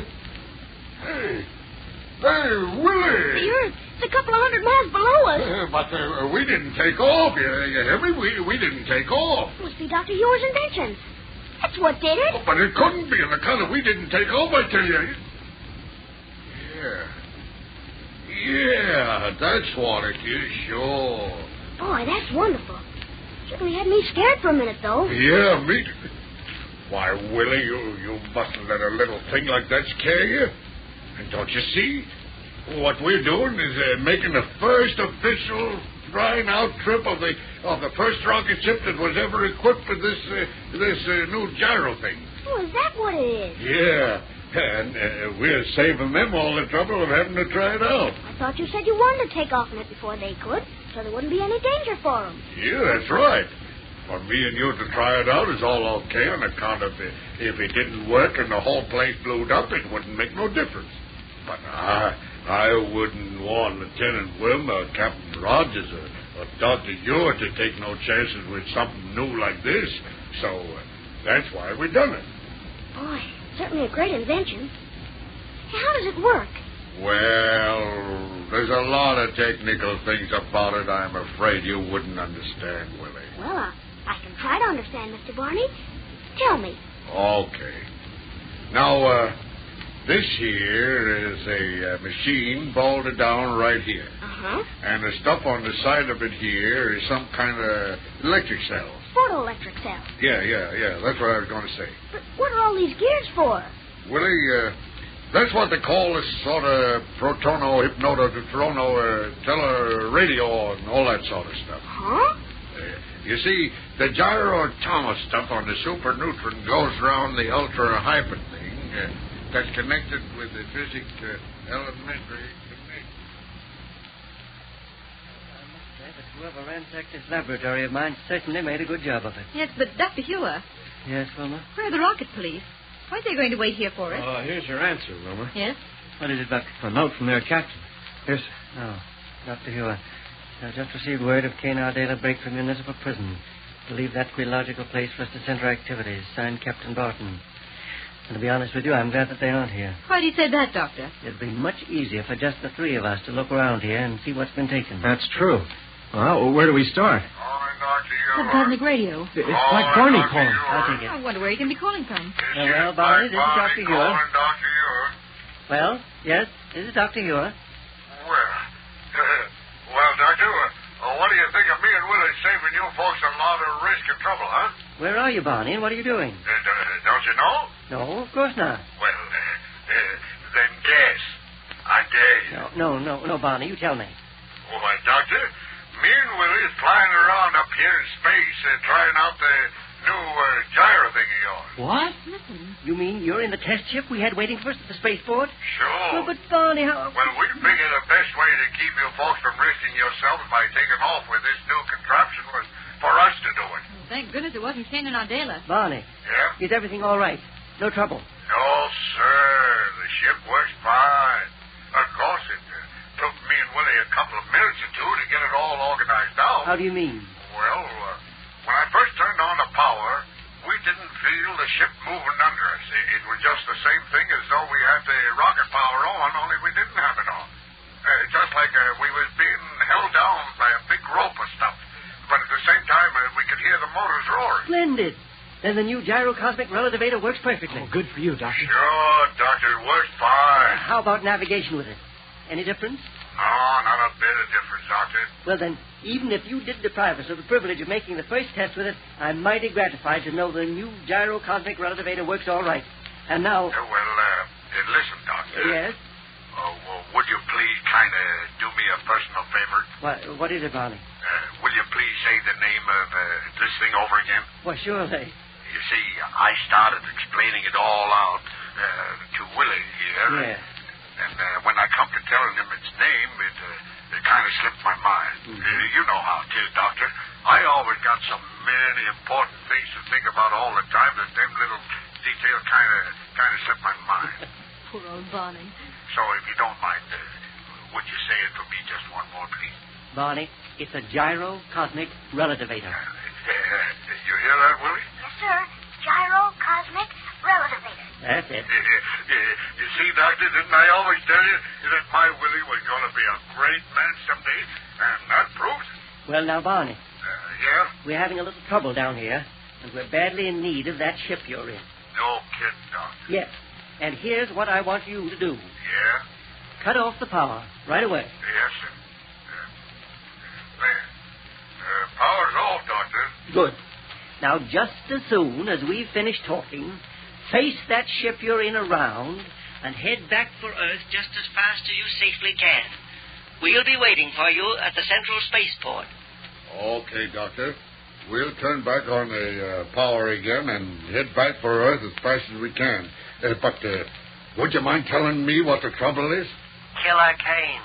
Kane? Yes. He and Adela have escaped. Say, that's awful. That's why we need the rocket ship with the relativator. Well, Doctor, we'll head right back again. All right, Barney. Signing off. Yes, sir. Signing off. You hear that, Willie? Yes, sir. Pretty serious, isn't it? Of course it is. And I guess they don't only need the rocket ship down there. Huh? They probably need me, too. When people like Kane and Adela get loose, Willie, there's going to be a lot of trouble. Well, then, let's get started back to Earth. Yes, sir. Hang on for power.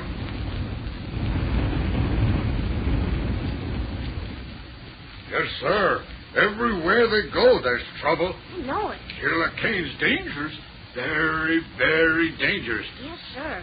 Why, if he was to see you coming at him, he'd like as not pull out a rocket pistol or a disintegrator and blow you where I am. Oh, you aren't afraid of him, are you, Mr. Barney? Oh, me?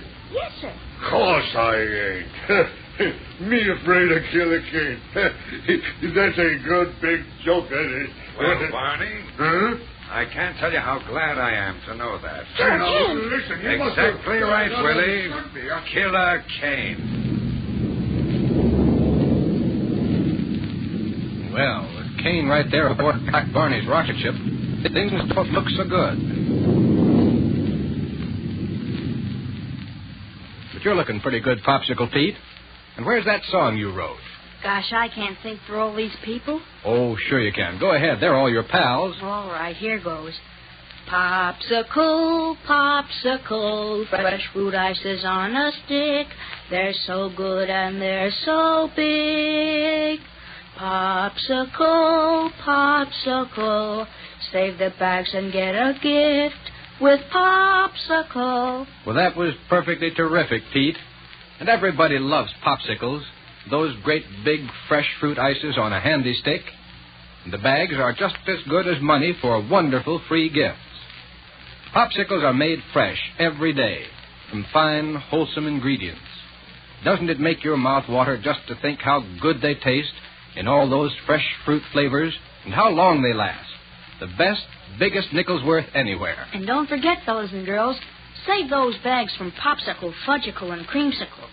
And get those free presents. A camera, a wristwatch, jewelry, fishing tackle, hundreds of swell gifts. You'd better save bags every day.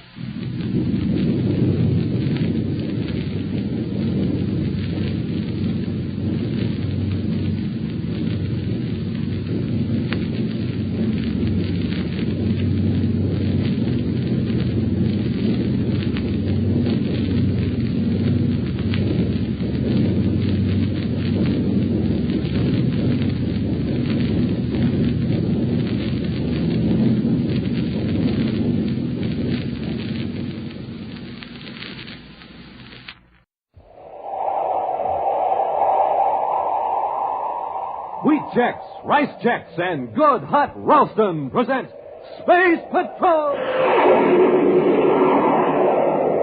High adventure in the wild, vast reaches of space. Missions of daring in the name of interplanetary justice. Travel into the future with Buzz Corey, Commander-in-Chief of the Space Patrol! In today's transcribed adventure, Buzz and Happy have just entered a spaceship in Neptune City Spaceport in search of a traitor against the United Planets. They pause in the open hatch a moment. He may be up forward, tampering with the controls. Wrong guess, gentlemen. Commander, look out! Stay where you are, Cadet. Oh, yeah? Cardo, put down that gun. Don't try to get to your feet, Commander. You'll get what the Cadet got. What are you doing in this ship? Preparing it for its last voyage. There's an explosive hidden aboard, timed to go off 2 hours after blastoff. And you, my friends, will be aboard. We'll be back in just a moment with today's Space Patrol story, The Queen of Space. Gang, this is Space Patroller Dick Tufeld at an Aquajet boat race on Mars. Now, my favorite is the Shooting Star. But, hey, it doesn't have a chance. That driver's filling up the tank with ordinary fuel. You see what I mean? No zip, no zoom. Hey, but wait. The driver's now putting in some super fuel.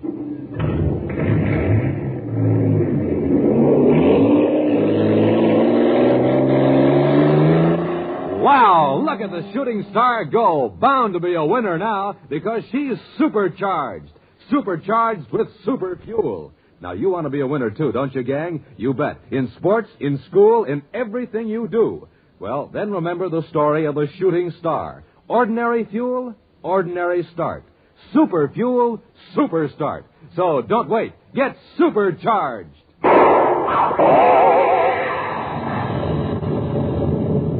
And gang, get supercharged the way Buzz Corey does. Eat a good breakfast with a checkerboard super cereal, like Rice Chex or Wheat Chex.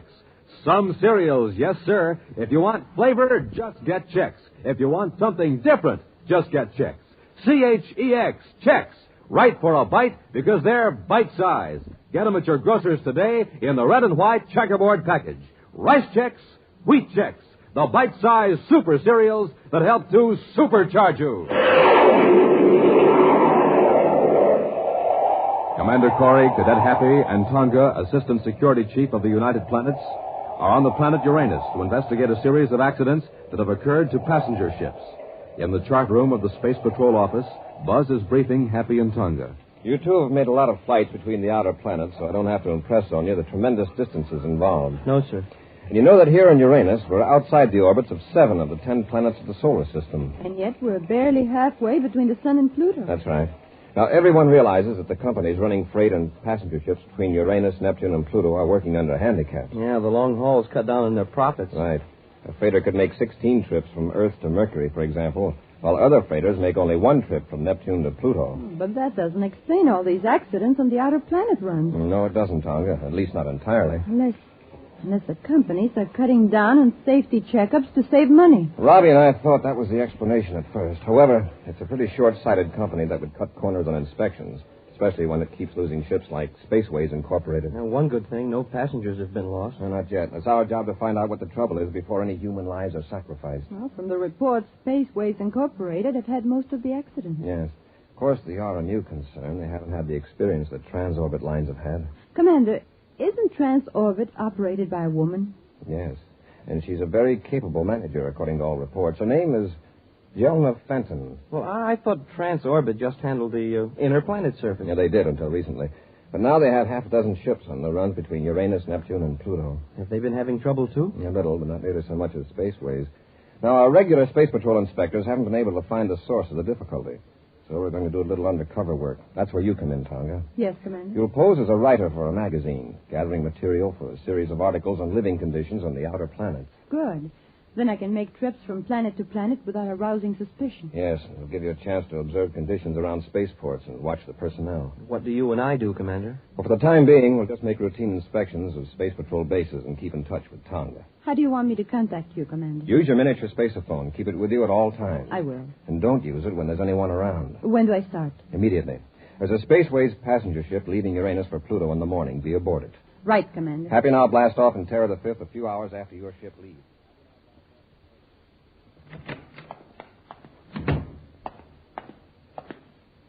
I got your message, gentlemen. What's up? You can cancel that trip to Mercury, Ricardo. You're staying here on Neptune. What about that Spaceways ship I was supposed to, fix? I've already arranged it. Oh, what happens this time? Does the oxygen reclaiming unit give out? No, we won't use that one again for a while. I've got a better one. Yeah? What? The orbit computer. It's been tampered with, so it'll give the wrong vector. Oh, that's not so serious. Oh, isn't it? On a run to Pluto with a full passenger list, you know how little reserve power those Spaceways ships have. Hey, that's right. They'll run out before they can get back on course. Unless they get a spaceophone fixed from space control. They won't be able to. Halfway to Pluto, their spaceophone power unit will fail. A few more accidents like this, and nobody will get aboard a Spaceway ship. Which means that Transorbit will have all the business. I've sure got to hand it to you, Jelena. At first, I thought you were crazy to take on these outer planet runs. It would have been crazy if we were merely going to be satisfied with a few crumbs that Spaceways didn't want to be bothered with. If you keep on, Jelena, you'll be known as the Queen of Space. Queen of Space. You know, Cardo, I think I rather like. We're on vector, sir. Yes. You know, that's the fourth time you've checked in the last half hour. We're on automatic control. Oh, gee, sir, a guy has to do something to keep busy. We're still 10 million DUs from Pluto, and I've read every tech manual in the ship. Imagine having to make this run every day, Happy, on a freighter. Oh, no, thanks. I'd go crazy. Tonga calling Commander Corey. Tonga calling Commander Corey. Maybe she's getting bored, too. Corey here. Go ahead, Tonga. Commander, something's wrong aboard this passenger ship. Well, what's the trouble? Where are you? I'm in my private compartment. I think the ship is off course. Happy, get a fix on Tonga's signal. Yes, sir. What makes you think you're off course, Tonga? I overheard a couple of the crew members whispering. They don't want to alarm the passengers, but I know the steward is very worried. Well, how could the ship get off course? I don't know, but I heard the steward say that the ship's spacephone is out of commission. Does anyone aboard know you've got a miniature spaceophone? No, Commander. I've got a fix, sir. They sure are off course by nearly 30 degrees. Did you hear that, Tonga? Yes. And they must have been off for some time. There are thousands of DUs from the regular space lane. Now, Tonga, listen. I could spaceophone the correct course to you to give to the pilot, but that would mean somebody would know you're a Space Patrol agent. Of course, if the ship is really in trouble... I don't think so. At least not yet. Well, then Happy and I'll change vector and come close enough so that the pilot will pick us up in his viewscope. He'll naturally follow us. And you lead the ship to Pluto? Now, just a minute. Got the position charted, Happy? Yes, sir. They're about here. Tonga, you're much closer to Neptune than to Pluto. These outer planet ship line operations don't have too much reserve power. We'll lead you back to Neptune. All right, Commander. We're changing vector now. We should be in viewscope range in about half an hour. You go out and mingle with the passengers. Contact me if any serious trouble develops. Right, Commander. Corey out. You Happy? What was it you were saying about this Pluto run being boring?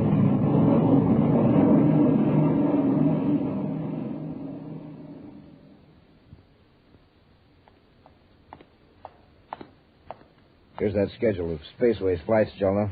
Most of them are inward bound from Pluto. Spaceways Comet is due this afternoon at Neptune City Spaceport. Leaves for Neptune's moon tomorrow morning. That doesn't give us much time. True, but it might give us a fine opportunity. How do you mean? Well, there's short haul to the moon coming up tomorrow. Chances are the maintenance crew won't do much work on the ship. Yeah, that's right. They'll wait till he gets back. Unless there's something that needs immediate attention. All right, Cardo. Keep an eye on the Comet when it comes in. After that long run from Pluto, the pilot and the rest of the crew will probably head for town for a good time. Yeah, you're right, Jelena. Say, I wonder how that other ship's making out, the big passenger job. Well, right now, the pilot's probably discovering he's millions of DUs off course and with a low power supply. But don't start making any inquiries, Cardo. Don't worry. I'll wait for the official announcement. Another Spaceways ship lost.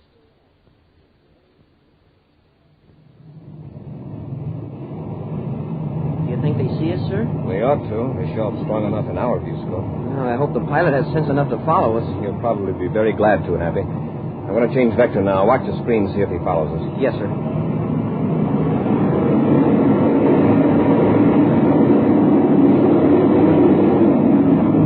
How about it, Happy? I think he's got the idea all right, sir. Tonga calling Commander Corey. Corey here. Go ahead, Tonga. I'm back in my compartment. Everything's all right. Good. Does the pilot know we're headed for Neptune? He just made an announcement through the public address system. We passengers have been told that the ship is making an emergency landing in Neptune. There's no panic, I hope. No, we've been assured that it's nothing serious. There's a lot of grumbling about the delay, but nobody's alarmed. Well, find out all you can, Tonga. I'll arrange to meet you when you land on Neptune.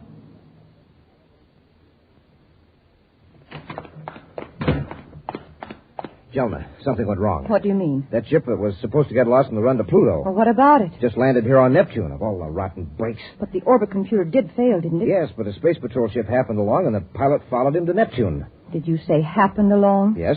Apparently, the space patrol ship didn't even know the passenger ship was in trouble. At least the space patrol didn't attempt to make contact.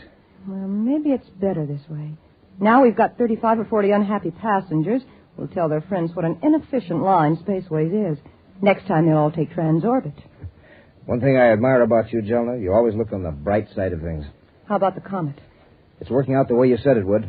The crew headed for town for a good time, and the ship is due for an overhaul after it gets back from Neptune's moon. But it won't get back, Cardo. It's going to be blown up on the way. Blown up? Yes. You can sneak aboard tonight and plant an explosive in one of the aft compartments. I suggest the emergency rations compartment. Suppose they check the ship before blastoff. It isn't likely they'd check the emergency rations before a short trip to that moon, especially when there's a major overhaul coming up in a couple of days. I've got it all worked out. The explosive will be in a regular emergency ration.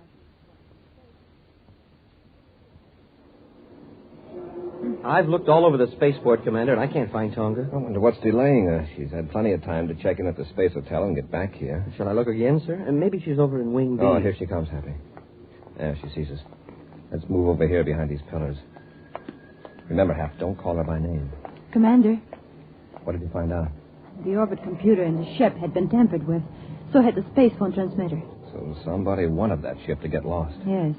And I picked up a very interesting rumor about who might be behind it. Who? I've been talking to some of the Spaceways employees. They think Transorbit is trying to run them out of business. Well, that's a serious charge. Do they have any evidence? No, but I heard a certain name mentioned. Brox Cardo. Brox Cardo, huh? Yes. Cardo works for Jelna Fenton of Transorbit. And what's Cardo supposed to do? I couldn't learn anything specific, but I get the impression that Cardo would do just about anything. Transorbit's main offices are here in Neptune City. Happy, maybe you and I can check up on this Cardo. Yes, sir. And Tonga, the best thing for you to do is go ahead with our original plan. You mean go on to Pluto? Yes. When is the next passenger ship leaving for Pluto? Spaceways hasn't any scheduled until day after tomorrow. But there is a Transorbit ship leaving tomorrow morning. And take that one. Oh, and by the way, this might be a good time to start gathering material for those magazine articles you're supposed to be writing. Oh? See if you can get an interview with Jelna Fenton at Transorbit. All right, Commander. In the meantime, Happy and I'll check up on Brock's Cardo.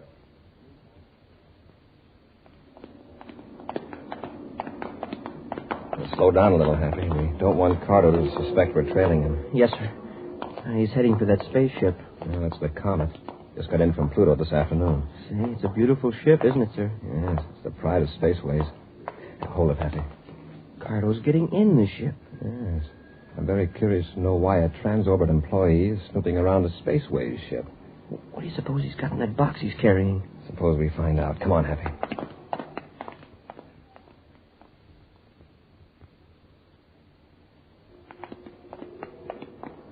He's been in there a long time. Up the ladder, Happy. Let's find out just what he's up to in there.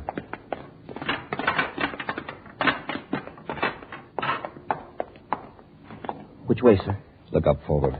He may be tampering with the controls. Wrong guess, gentlemen. Commander, look out! Stay where you are, Cadet. Oh, yeah? Cardo, put down that gun. I'll try to get your feet, Commander. Forget what the cadet got. What are you doing in this ship? Preparing the Comet for its last voyage. What do you mean? There's an explosive hidden in the aft compartment, timed to go off 2 hours after blastoff tomorrow. But there'll be passengers aboard. Yes, I know. It looks like there'll be 2 extra passengers, Commander. The cadet and you.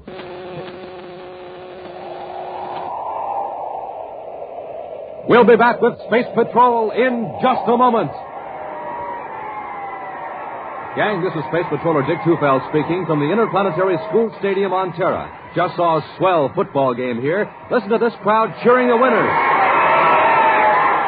Yes, it sure is fun when you're a winner, and here's something like that. Right, gang? But remember, to be a winner, you have to be supercharged. And here's the way to take care of that. Eat a good breakfast with Rice Chex or Wheat Chex, the bite-sized super cereals that help to supercharge you. Delicious?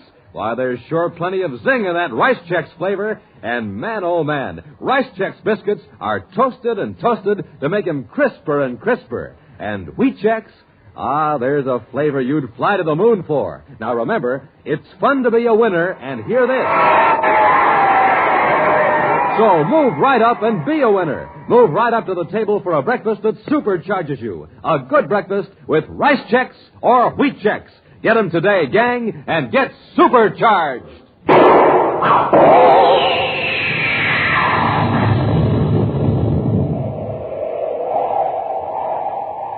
At the Neptune City spaceport, Commander Corey and Cadet Happy entered a spaceship to apprehend the suspected saboteur. The saboteur, Brox Cardo, attacking Buzz and Happy by surprise, put them to sleep with a ray gun. Now, heavily bound and gagged, they're locked in a compartment in the spaceship in which Cardo has planted an explosive, timed to go off 2 hours after the ship blasts off for Neptune's moon. Meanwhile, following Buzz's instructions, Tonga has called on Jelna Fenton, head of the Transorbit Space Lines, in her office on Neptune City. To obtain information, Tonga is posing as a writer for the Interplanet's weekly magazine. You've given me some very interesting facts, Miss Fenton. I won't take up any more. Jelna, Oh, excuse me. Oh, it's quite all right. I was just leaving. This young lady's writing an article about us for the Interplanet's Weekly. Well, that's fine. Thank you again, Miss Fenton. Goodbye. Goodbye. And I think you're very wise to take a transorbit ship to Pluto. Thank you. The girl's not much of a space traveler. She was on the ship that got lost. Frightened her to death. That's so? Now I am glad that ship got here safely.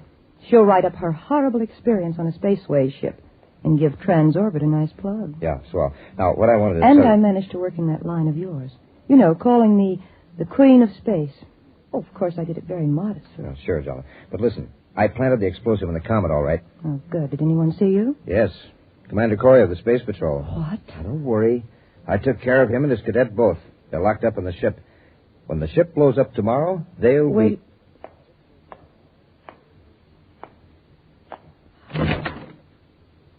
Thought so. She was listening. Who? That girl, the reporter. Oh, do you think she heard us? We've got to find out. Come on, Cardo. We'll follow her and see where she goes. If I could only get my hands free. We've got to get loose, Happy. There's a bomb aboard this ship. Cardo set it to go off, and the ship's about halfway to Neptune's moon. There. Now, I'll untie your hands. Thank you, sir. I don't know how we're going to get out of this compartment, but we've got to. Well, when somebody comes aboard, maybe they can hear us pounding on the door. Possibly. This ship is heavily soundproof. Can't even hear the roar of the rockets when... I wonder. You mean maybe we've already blasted off? It could be. Listen. No. I don't hear anything. There's no telling how long that ray gun put us to sleep. If we're in flight now, that bomb may go off any second. Well, let's try banging on the door. All right, Hap. Hey, open up. Open up. Anybody out there? Open up. Oh, wait a minute. Do you hear anything? Listen. Hey, somebody's heard us. Tonga. Commander.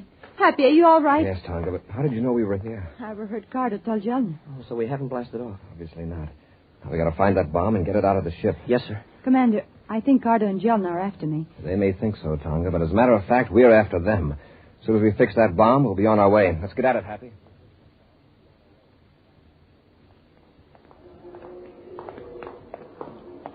I can carry the bomb, sir. It's not heavy, huh? Are you sure that's the right box? Yes, Tonga. It was the only one that was hidden in the emergency ration storage compartment. You can tell by the weight. This box is twice as heavy as the others. Happy, you and I'll take this bomb to the Space Patrol emergency officer here at the spaceport for detonating, and we'll all meet later at Gate 7. Yes, sir. Tonga, while we're doing that, you call Neptune Unit Space Patrol headquarters and alert them to pick up Cardo and Jelna Fenton.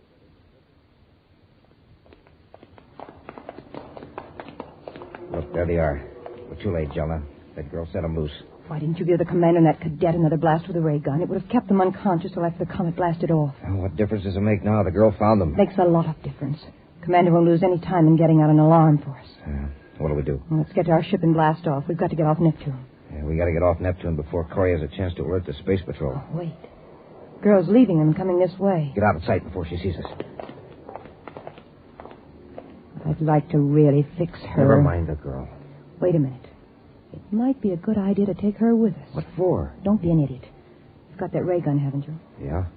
Then get her. With all these people around? Come on. If we handle it right, nobody will notice. Just have that gun ready. Now, Cardo. In a hurry, miss? Oh, why, Miss Fenton. What a nice surprise. You're not half as surprised as you're going to be. This is a ray gun on your back. Now come along quietly. Get moving out toward the ships.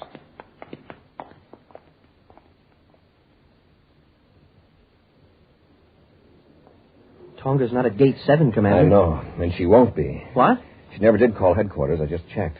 Tonga's not in the habit of disobeying orders. But what happened? Jelna Fenton's own private space cruiser just blasted off. I got the report from Space Control. Well, sir, do you think she has Tonga with her? That's what I'm afraid of, Happy. Get to our ship. We're going after them.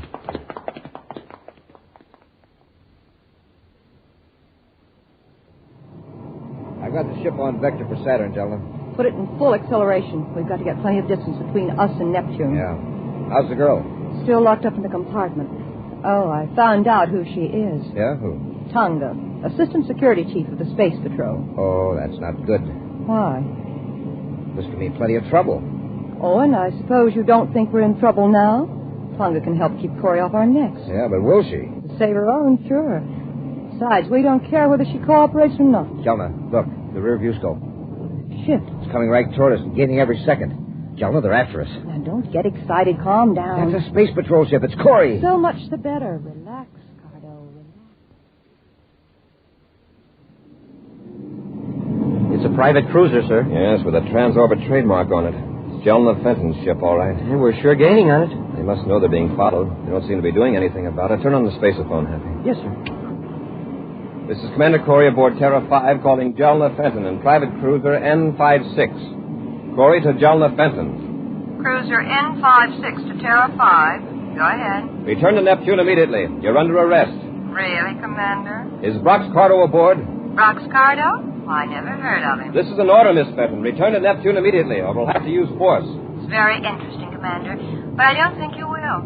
You wouldn't want to risk harming your Assistant Security Chief, would you? So you have Tonga aboard? That's right, Commander.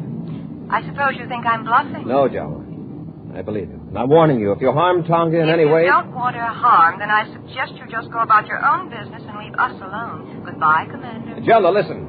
Tonga calling Commander Corey. Hey, Tonga's still got her miniature spaceophone, and she's on her private frequency. Go ahead, Tonga. Commander, I'm aboard Jelna Fenton's private cruiser. I know. Happy and I are right behind you. I just talked to Jelna, and she refused to return to Neptune. I've tried to get out of the compartment, but I can't. It's locked. Well, listen, Tonga. Right now, Jelna has the upper hand. If we join airlocks with her ship, she'll carry out her threat to harm you. Well, she'll have to land sometime. Yes, that still doesn't help your case. Where is your compartment? Amidships, on the starboard side. I'm going to try something, Tonga. Maybe a little risky, but in the long run, you'll stand a better chance of getting away. Anything you say, Commander. Whatever you do, don't let Jelna know I've talked to you by miniature spaceophone. Yes, sir. Obey their orders exactly. Corey out. Happy, while I put on my spacesuit, get me an atomic torch. Atomic torch, yes, sir. Hurry. I'll pull up close to Jelna's ship.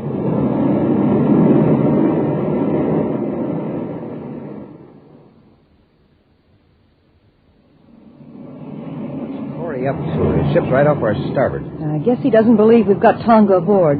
But if he starts anything, he'll find out soon enough. Corey to Jelna. Corey to Jelna. Going to talk to him? Yes. What is it, Commander? I want to be sure Tonga's aboard. Don't you trust me? I want to see that she's all right. Well, that's fair enough. Cardo, go bring Tonga up here so the commander can see her.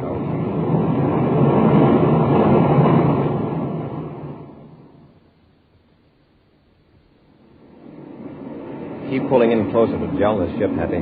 We're nearly touching now, sir. I'm going to keep back so they can't see that I've got a spacesuit on. You know what to do. Yes, sir. As soon as you tell Jelna that you see Tonga, I let our ship drop back a little, and you go out the airlock and jetpack over to Jelna's ship. That's right. Turn on the spacephone, Happy. Well, Jelna, have you got Tonga? Let's see her. Yes, Commander. She's right here at the nose port. Don't you see her? Yes. Are you all right, Tonga? Yes, Commander.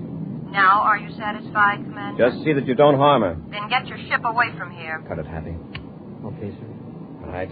Drop back now. I'm going out the airlock. Be careful, sir.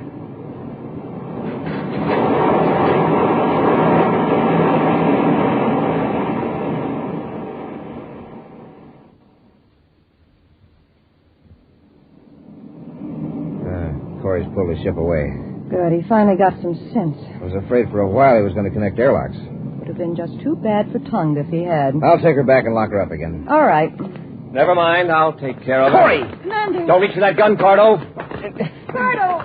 Then you are, Miss Benson. Let go of me, Tonga! Let go! Stop struggling. Drop it, Cardo. All right, you asked for it. I just stay down there. How did you get aboard, Corey? Doesn't the spacesuit give you a hint? I came in through the airlock. I triggered the latch with an atomic cutting torch. Tonga, you can let go of Miss Fenton now. I've got her covered. Yes, Commander. We'll lock them up after I contact Happy. Commander Corey calling Cadet Happy. You made it, sir. Right, Happy. Tonga and I have got Cardo and Miss Fenton. She seems pretty unhappy. I suppose she's disappointed because there won't be an article about her in the Inner Planet Weekly. We'll tell her to cheer up, sir. There'll be a nice long one about her in the next Space Patrol crime report.